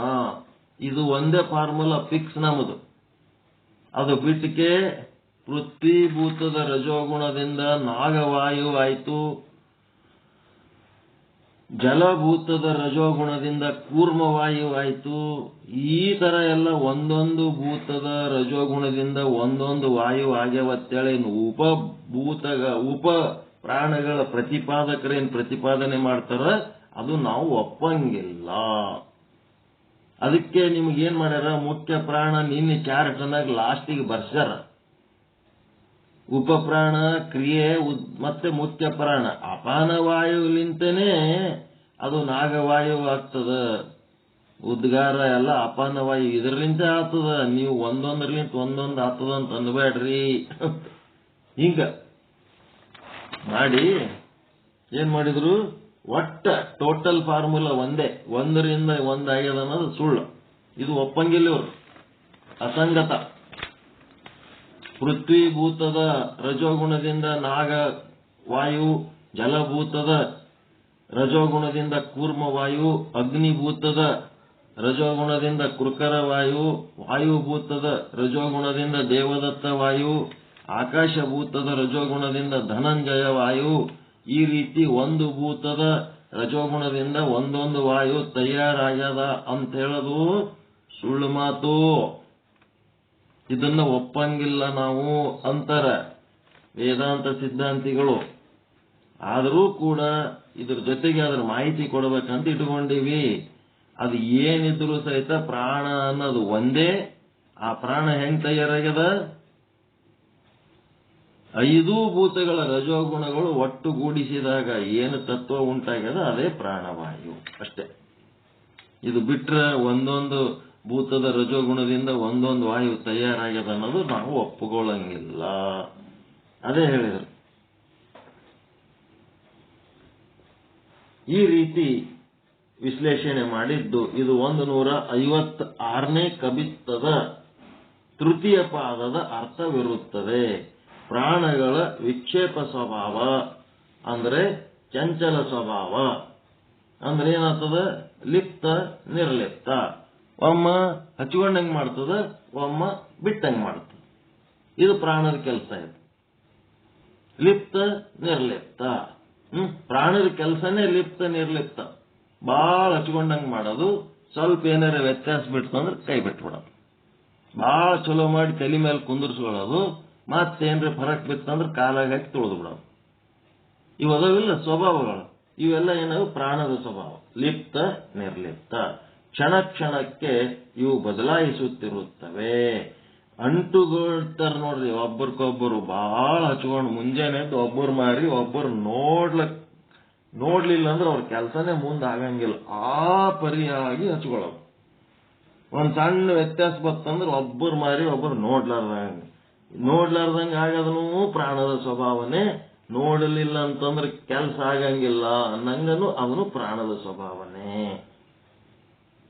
ಈ ರೀತಿ ಈ ಪ್ರಾಣದ ಸ್ವಭಾವ ಏನಾಗ್ತಿರ್ತದ,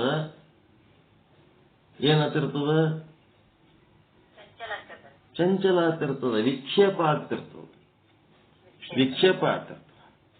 ಈಗ ನಾ ಒಂದ್ಸಾರಿ ಫೋನ್ ಮಾಡಿದಾಗ ನೀವು ಬಿಜಿ ಇದ್ರಿ ಅಂತಂದ್ರ ಬ್ಯಾರೆ ಕಡೆ ಲಿಪ್ತ್ ಆಗಿರ್ತೀರಿ. ಮತ್ತೊಂದ್ ಕೆಲಸದಾಗ ಲಿಪ್ತ್ ಇದ್ದೋತ್ನ ನನ್ನ ಸಂಗಟ ಹೆಂಗ್ ಮಾತಾಡ್ಲಕ್ ಚಲೋ ಆಯ್ತು.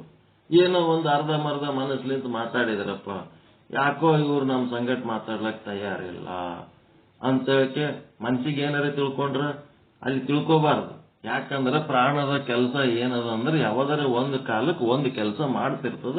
ಯಾವ್ದಾರಾಗ ಲಿಪ್ತ್ ಆಗಿರ್ತದ, ಆ ಕೆಲಸ ಮಾಡ್ಕೋತ ನಿಮ್ ಸಂಗಟ ಮಾತಾಡ್ಲಕತ್ತಿತ್ತು ಅಂತಂದ್ರೆ ಅದೇನಾಗ್ತದ, ನಿಮ್ಮ ಮಾತು ಅಷ್ಟು ಸ್ಪಷ್ಟವಾಗಿ ನಿಮ್ ಜೊತೆ ಕಮ್ಯುನಿಕೇಶನ್ ಆಗಂಗಿಲ್ಲ. ಅವಾಗ ತಪ್ಪು ತಿಳ್ಕೊಳಕ್ ಹೋಗ್ಬಾರ್ದು. 1 ತಾಸು 2 ತಾಸು ಅಥವಾ 1 ದಿನ 2 ದಿನ ಬಿಟ್ಟು ಮತ್ತೆ ಹಚ್ಕೊಂಡು ನೋಡ್ರಿ, ಮತ್ತೆ ಫೋನ್ ಹಚ್ಚ್ರಿ. ಅವರೇ ಅವಾಗ ಅರ್ಧಮರ್ಧ ಮನಸ್ಲಿಂತ ಮಾತಾಡೋರು ಮತ್ತೆ ಪೂರ ಮನಸ್ಲಿಂತ ಮಾತಾಡ್ತಿರ್ತಾರೆ. ಯಾರೋ ಒಬ್ಬರು ಹಿಡಿದು ಜಗ್ಗಿ ಬೈದ್ ಬಿಟ್ಟಾರನ್ನ ಸಾಯತನ ಅವ್ರ ಮಾರಿನೇ ನೋಡ್ಬಾರ್ದತ್ ಬಿಡಂಗಿಲ್ಲ. ಪ್ರಾಣದ ಗುಣ ಏನದ, ಒಮ್ಮೆ ಹಂಗ್ ಮಾಡ್ತದ, ಒಮ್ಮೆ ಹಿಂಗ್ ಮಾಡ್ತಿರ್ತದ. ಯಾರೋ ಒಬ್ರು ಬಾಳ ಹಚ್ಕೊಂಡಾರ ಅಂತಂದ್ರೆ ಇವ್ರು ಹಿಂಗೆ ಹಚ್ಕೊಂಡಿರ್ತಾರಂತಿಲ್ಲ. ಇವ್ರು ಒಂದಿನ ನಮಗ ದೂರ ಮಾಡೋರು ಅಂತ ತಿಳ್ಕೊಂಡೇ ನಾವು ಅವ್ರ ಸಂಗಟ ಹಚ್ಕೊಂಡಿರ್ಬೇಕಷ್ಟೇ. ಎಲ್ಲಾ ಕಾಲದಲ್ಲಿ ಪ್ರಾಣದ ಗುಣ ವಿಕ್ಷೇಪ, ಚಂಚಲ. ರಜೋಗುಣದ ಕೆಲಸನೇ ಚಂಚಲ. ಹಿಂಗಾಗಿ ಶಾಶ್ವತವಾಗಿ ಹಚ್ಕೊಳ್ಳಕ್ಕೂ ಆಗಲ್ಲ, ಶಾಶ್ವತವಾಗಿ ಬಿಟ್ಟಿರ್ಲಕ್ಕೂ ಆಗಂಗಿಲ್ಲ. ರಜೋಗುಣ ಪ್ರಾಣದ ಕೆಲಸ. ಮನೆಗೆಲ್ಲ ಹಂಗೆ ಇರ್ತಾವ ನೋಡ್ರಿ, ಬಿಟ್ಟು ದೂರ ಹೋಗಂಗೂ ಇಲ್ಲ, ಕೂಡಿ ಚಂದ ಇರಂಗೂ ಇಲ್ಲ. ಓಸು ಹಿಂಗೆ ಇರ್ತಾವ ಮನೇನ ಸಂಬಂಧಗಳು. ಮಕ್ಕಳು, ಹ್ಯಾಂಡ್ರು ಗಾಂಡ್ರು ಒಬ್ರಿಗೊಬ್ಬರು ಒಂದ್ ಸ್ವಲ್ಪ ಮ್ಯಾಚ್ನೂ ಇರಲ್ಲ. ಮ್ಯಾಚ್ ಇದ್ರೂ ಕೂಡಿರಕ್ಕಾಗಲ್ಲ, ದ್ವೇಷ ಇದ್ರೂ ದೂರ ಆಗ್ಲಕ್ ಆಗಂಗಿಲ್ಲ. ಇದೆಲ್ಲ ಪ್ರಾಣದ ಕೆಲಸ. ಬಯಾಲಜಿ, ಬಯೋಕೆಮಿಸ್ಟ್ರಿ, ಬಯಾಲಜಿಕಲ್ ಆಕ್ಟಿವಿಟಿ ಇವೆಲ್ಲ ಹಿಂಗೆ ಮಚ್ಕೊಂಡ್ ಮಾತಾಡೋದು, ಒಮ್ಮೆ ಜಗಳ ಮಾಡೋದು, ಒಮ್ಮೆ ಹಂಗ್ ಮಾಡೋದು, ಒಮ್ಮೆ ಹಿಂಗ್ ಮಾಡೋದು, ಎಲ್ಲ ಪ್ರಾಣದ ಕೆಲಸ. ಪ್ರಾಣದ ಲೆವೆಲಿನಾಗ ಇವೆಲ್ಲ ಲಿಪ್ತತೆ ನಿರ್ಲಿಪ್ತತೆ ಇವು ಚಂಚಲದಿಂದ ಇರೋಕೆ ಏನಂತಾರ, ಇವಕ್ಕ ಪ್ರಾಣದ ಮಟ್ಟದಲ್ಲಿ ಇರೋಕೆ ಏನಂತಾರ, ಇವಕ್ಕ ಪ್ರಾಣಿಗಳಂತಾರ. ಮತ್ತೇನಂತಾರ? ಪ್ರಾಣದ ಲೆವೆಲ್ನಾಗಿದ್ದು ಜಗಳಾಡೋದು, 1-4 ದಿನ ಕೂಡಿರೋದು, ಮತ್ತೆ ಜಗಳಾಡೋದು, ಕೂಡಿರೋದು, ಇವೆಲ್ಲ ಪ್ರಾಣದ ಲೆವೆಲ್ನಾಗ ಇರೋದು. ವ್ಯವಹಾರಗಳು ಮಾಡೋರೆಲ್ಲ ಪ್ರಾಣಿಗಳು ಅಲ್ಲ. ಅರಿವಿನ ಲೆವೆಲ್ಗೆ ಹೋಗಿ ಆತ್ಮಭಾವದಲ್ಲಿ ಇದ್ದಾಗ ಸ್ವಲ್ಪ ಎತ್ತರದ ಮಟ್ಟದಲ್ಲಿ ಅದಕ್ಕೆ ಏನಂತಾರ, ಉನ್ನತ ಪ್ರಾಣ ಅಂತಾರ. ಅದಕ್ಕೆ ಅರಿವಿಗೆ ಹೋದ್ರೆ ಅಂತಂದ್ರ ಇದು ನಿಮ್ನ ಪ್ರಾಣ. ನಾಯಿಗತ್ಲೆ ಜಗಳಾಡೋದು ಮತ್ತೆ ಕೂಡಿರೋದು, ನಾಯಿಗತ್ಲೆ ಜಗಳಾಡೋದು ಮತ್ತೆ ಕೂಡಿರೋದು, ಇದು ನಿಮ್ನ ಪ್ರಾಣ. ಜಗಳ ಕಿರಿಕಿರಿ ಅದಕ್ಕ ಏನ್ ಕಟ್ಕೊಂಡು ಹೋಗೋದ, ಎಲ್ಲರೂ ಆರಾಮಿರಮು, ಸಮಾಧಾನ ಇರಮು, ಯಾಕೆ ಕಿರಿಕಿರಿ ಅಂತೇಳಿ ಆತ್ಮೀಯ ಭಾವದಿಂದ ಇದ್ರು ಅಂತಂದ್ರ ಅದು ಉನ್ನತ ಪ್ರಾಣ. ಹಿಂಗೆಲ್ಲ ಇರ್ತಾವ ಒಳಗೆಲ್ಲ ಬಹಳಷ್ಟು ವಿಶ್ಲೇಷಣೆಗಳದಾವ ಸೈಕಾಲಜಿಕಲಿ. ಎಲ್ಲ ಇಲ್ಲಿ ಹೇಳ್ಕೊತ್ ಕೂತ್ರು ಮತ್ತೆ ಪ್ರಾಣದ್ದೇ ಒಂದ್ ದೊಡ್ಡ ಪುರಾಣ ಆಗ್ತದ. ಅದಕ್ಕೇನಂತಂದ್ರ ಆತ್ಮದಲ್ಲಿ ಇದ್ರಿ ಅಂತಂದ್ರೆ ಮುಂಜಾನೆ ಒಂದು ವಚನ ಹೇಳಿವಲ್ಲ, ಲಿಂಗದ ಜೊತೆಗೆ ವ್ಯವಹಾರ, ಲಿಂಗದ ದರ್ಶನ, ಲಿಂಗದ ಸ್ಪರ್ಶನ, ಲಿಂಗದ ರುಚಿ, ಲಿಂಗದ ಶಬ್ದ, ಲಿಂಗದ ಗ್ರಾಣ. ಈ ರೀತಿ ಯಾರು ತಿಳ್ಕೊತಾರ ಅವರು ಶರಣರು, ಮಹಾತ್ಮರು, ಸಂತರು, ಋಷಿಗಳು, ಮುನಿಗಳು, ಏನಂತೀರಿ ಅವೆಲ್ಲ ದೊಡ್ಡವರು. ಅದ್ರಕ್ಕಿಂತ ಕೆಳಮಟ್ಟದಾಗಿದ್ರ ಅಂತಂದ್ರ ಇಟ್ಟಿಟ್ಟಕ್ಕೆ ಗುದ್ದಾಡೋದು, ಜಗಳ ಕಿರಿಕಿರಿ ಮಾಡೋದು ಪ್ರಾಣಿಗಳು. ಪ್ರಾಣದ ಲೆಕ್ಕ ಇದಿಷ್ಟೆ. ಹಿಂಗಾಗಿ ಪ್ರಾಣಕ್ಕೆ ಸಂಬಂಧಪಟ್ಟಂತೆ ಏನೇನ್ ಹೇಳ್ಬೇಕು ಆಲ್ಮೋಸ್ಟ್ ಹೇಳಿವೆ ಅನ್ನಿಸ್ತದ. ಇನ್ನ ಏನಾರ ಕೇಳೋವಿದ್ದು ಅಂದ್ರೆ ಡೌಟ್ಸ್ ಇದ್ರೆ ಕ್ಲಿಯರ್ ಮಾಡ್ಕೊಡ್ರಿ. ಪ್ರಾಣಕ್ಕೆ ಸಂಬಂಧಪಟ್ಟದ್ದು ಎಲ್ಲಾ ಕಡೆ ಪ್ರಾಣ ಅಂದ್ರೆ ಜೀವ ಅಂತೇಳಿ ಏನು ಅನ್ಕೊಂಡರ ವೇದಾಂತದಾಗ ಜೀವ ಅಂದ್ರೆ ಪ್ರಾಣ ಅಲ್ಲ, ಜೀವ ಅರಿವುಳ್ಳದ್ದದು. ಅದು ಜೀವ ಶಿವನ ಮಗ, ಅದು ಜೀವ ಬ್ರಹ್ಮನ ಮಗ, ಮುಂದದು ಬ್ರಹ್ಮ ಆಗದು. ಪ್ರಾಣ ಏನದು? ಆಯುಷ್ಯ ತೀರ್ತಂದ್ರೆ ಬಿಟ್ಟು ಹೋಗ್ತದ ಪ್ರಾಣ, ಒಳಗಿರಂಗಿಲ್ಲ. ಪ್ರಾಣ ಹೋಯ್ತಂದ್ರ ಜೀವ ಇರಂಗಿಲ್ಲ ಅಲ್ಲಿ ಆ ಶರೀರದೊಳಗೆ, ಜೀವ ಜಾಗ ಖಾಲಿ ಮಾಡ್ತದೆ ಆವಾಸ್. ಹಿಂಗಿರ್ತದೆ. ಅದಕ್ಕೇನ್ ಮಾಡ್ಬೇಕು? ಪ್ರಾಣಕ್ಕೆ ಸಂಬಂಧಪಟ್ಟಂತೆ ತಿಳಿದವು. ಮುಂದೆ ವಿಷಯ ಅಂಕ 256.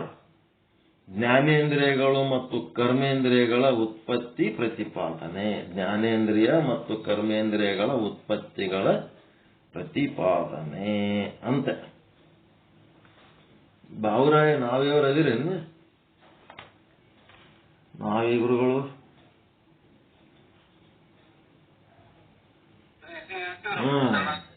ಆ ಕಣ್ಣೂರವ್ರಿಗೆ, ಕಣ್ಣೂರ್ ಗುರುಗಳಿಗೆ ಫೋನ್ ಮಾಡಿ ಹೇಳಕ್ ಆಗ್ತದ ನಿಮ್ಗ? ನಂಬರ್ ಅದಲ್ಲ ಅವ್ರ ನಿಂಬಲ್ಲಿ? ನಾವು ಹೊಲ್ದಾಗ ಅದೇನೋ ಈಗ ಮಳಿ ಬಂದದತ್ತ, ಇವ್ರು ಟಿಲ್ಲರ್ ಹೊಡ್ಯಾರ ಏನೋ ಬರ್ಲಕತ್ತಾರತ್ತ. ಇವತ್ತ ನಾಳೆ ಹೊಲದ ಕೆಲಸನೇ ಅವ ನಮ್ಮ. ಅಲ್ಲಿ ಆದ್ರೆ 2-3 ದಿನ ಹಿಡಿತದ ಈಗ ಹೋಗೋದಕ್ಕ ಬರೋದಕ್ಕ. ಈಗ ಆಗಲ್ಲ, ಮುಂದಿನ ಹುಣ್ಣಿಮೆಗೆ ಬರ್ತಾರ ಅಂತ ಹೇಳ್ಬಿಡ್ರಿ ಅವ್ರಿಗೆ. ನೆಕ್ಸ್ಟ್ ಹುಣ್ಣಿಮೆಗೆ. ಯಾಕಂದ್ರೆ ಒಂದಿನ ಮೊದಲೇ ಹೇಳಿರ್ ಮತ್ತೆ ಯಾರಿಗಾರ ಗೆಸ್ಟಾರ ಕರೆಸ್ಕೊತಾರ ಅವ್ರು. ಒಮ್ಮಿಗೆ ಕೈ ಕೊಟ್ರೆ ನಾಳೆಗೆ. ನೆಕ್ಸ್ಟ್ ಹುಣ್ಣಿಮೆಗೆ ಹೋಗೋಣ. ನೀವು ಸಹಿತ ಹೋಗೋ ಪ್ರೋಗ್ರಾಮ್ ಇದ್ರೆ ಹೋಗ್ರಿ, ಇಲ್ಲ ಅಂತಂದ್ರೆ ಬಿಟ್ಬಿಡ್ರಿ. ಮುಂದಿನ ವಾರ, ಮುಂದಿನ ಹುಣ್ಣಿಮೆಗೆ ಕೂಡಿ ಹೋಗೋಣ, ಫ್ರೀ ಇರ್ತೀವಿ ಅವಾಗ. ಆಯ್ತು, ಓಕೆ. ಮತ್ತೆ ಹುಣ್ಣಿಮೆಗೆ ಇರ್ತದಂತ ಅಲ್ಲಿ. ಯಾರು ಬಿಜಾಪುರ ಸಮೀಪ ಇದ್ದವ್ರು ಹೋಗಿ ಅಟೆಂಡ್ ಆರಿ. ಕಣ್ಣೂರ್ ಅಂತದ, ಬರೀ 25-30 ಕಿಲೋಮೀಟರ್. ಇಂಚಿಗೇರಿಲಿ ಅಂತ 4 ಕಿಲೋಮೀಟರ್ ಅದ ನೋಡ್ರಿ ಅದು ಇಂಚಿಗೇರಿ. ಯಾರು ಫ್ರೀ ಇದ್ರಿ ಅಂತಂದ್ರೆ ಅಲ್ಲಿ ಹೋಗಿ ಅಟೆಂಡ್ ಆಗ್ಬೋದು. ಪ್ರತಿ ಹುಣ್ಣಿಮೆಗೆ ಸಂಜೆ 7 ಗಂಟೆಗೆ ಇರ್ತದ ಸತ್ಸಂಗ. ಹೋದ್ರೆ ಅಲ್ಲೇ ರಾತ್ರಿ ಮಕ್ಕೊಂಡು ಮರುದಿನ ಮುಂಜಾನೆ ಬರ್ಬೇಕ. ಯಾರಾದ್ರೂ ಬಿಜಾಪುರದಾಗ ಅಲ್ಲಿ ಸಮೀಪದಾಗ ಇದ್ರಿ ಅಂದ್ರೆ ಹೋಗಿ ಅಟೆಂಡ್ ಆಗ್ಬೋದು.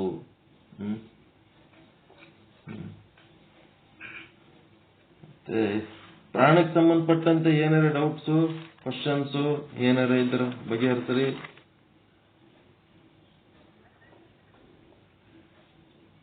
ಏನು ಇಲ್ಲ ಅಂತಂದ್ರೆ ಆಯ್ತು. ನೆಕ್ಸ್ಟ್ ವಿಷಯ ಅಂಕ 256. ಜ್ಞಾನೇಂದ್ರಿಯಗಳು ಮತ್ತು ಕರ್ಮೇಂದ್ರಿಯಗಳ ಉತ್ಪತ್ತಿಗಳು ಮತ್ತು ಪ್ರತಿಪಾದನೆ ಅಂತಾದ. ಅದನ್ನ ನೆಕ್ಸ್ಟ್ ತಗೊಳ್ಳೋಣ. ಇವತ್ತಿಗೆ ಪಾಠ ಮುಗಿಸೋಣ ಇಲ್ಲಿಗೆ. ಓಂ ಸಹನಾವವತು ಸಹನೋ ಭುನಕ್ತು ಸಹ ವೀರ್ಯಂಕರವಾವಹೈ ತೇಜಸ್ವಿನಾವಧೀತಮಸ್ತು ಮಾ ವಿದ್ವಿಷಾವಹೈ. ಓಂ ಶಾಂತಿ ಶಾಂತಿ ಶಾಂತಿ. ಎಲ್ಲರಿಗೂ ಶರಣಾರ್ಥಿ. ಎಲ್ಲರಿಗೂ ಶರಣು.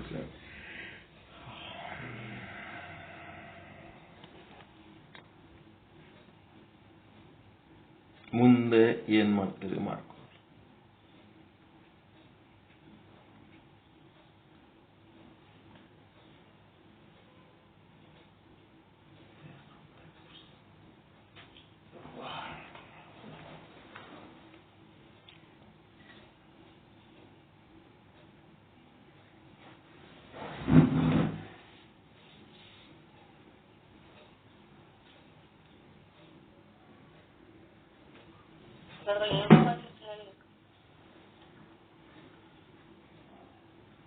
ಯಾರು ಅದಿರ ಇಲ್ಲ?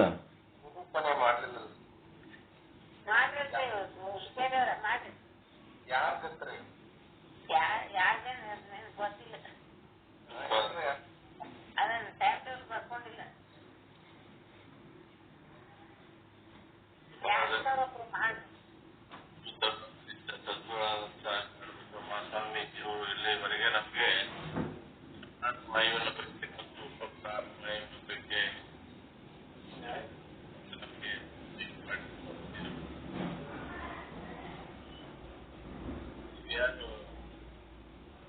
ಹುಡುಕಿಯವ್ರು ಏನ್ ಹೇಳ್ತೀರಿ? ಈಗ ಕನಿಷ್ಠ ಬ್ರಹ್ಮಚಾರಿಯು ನಾಗರತ್ನ ಸರ್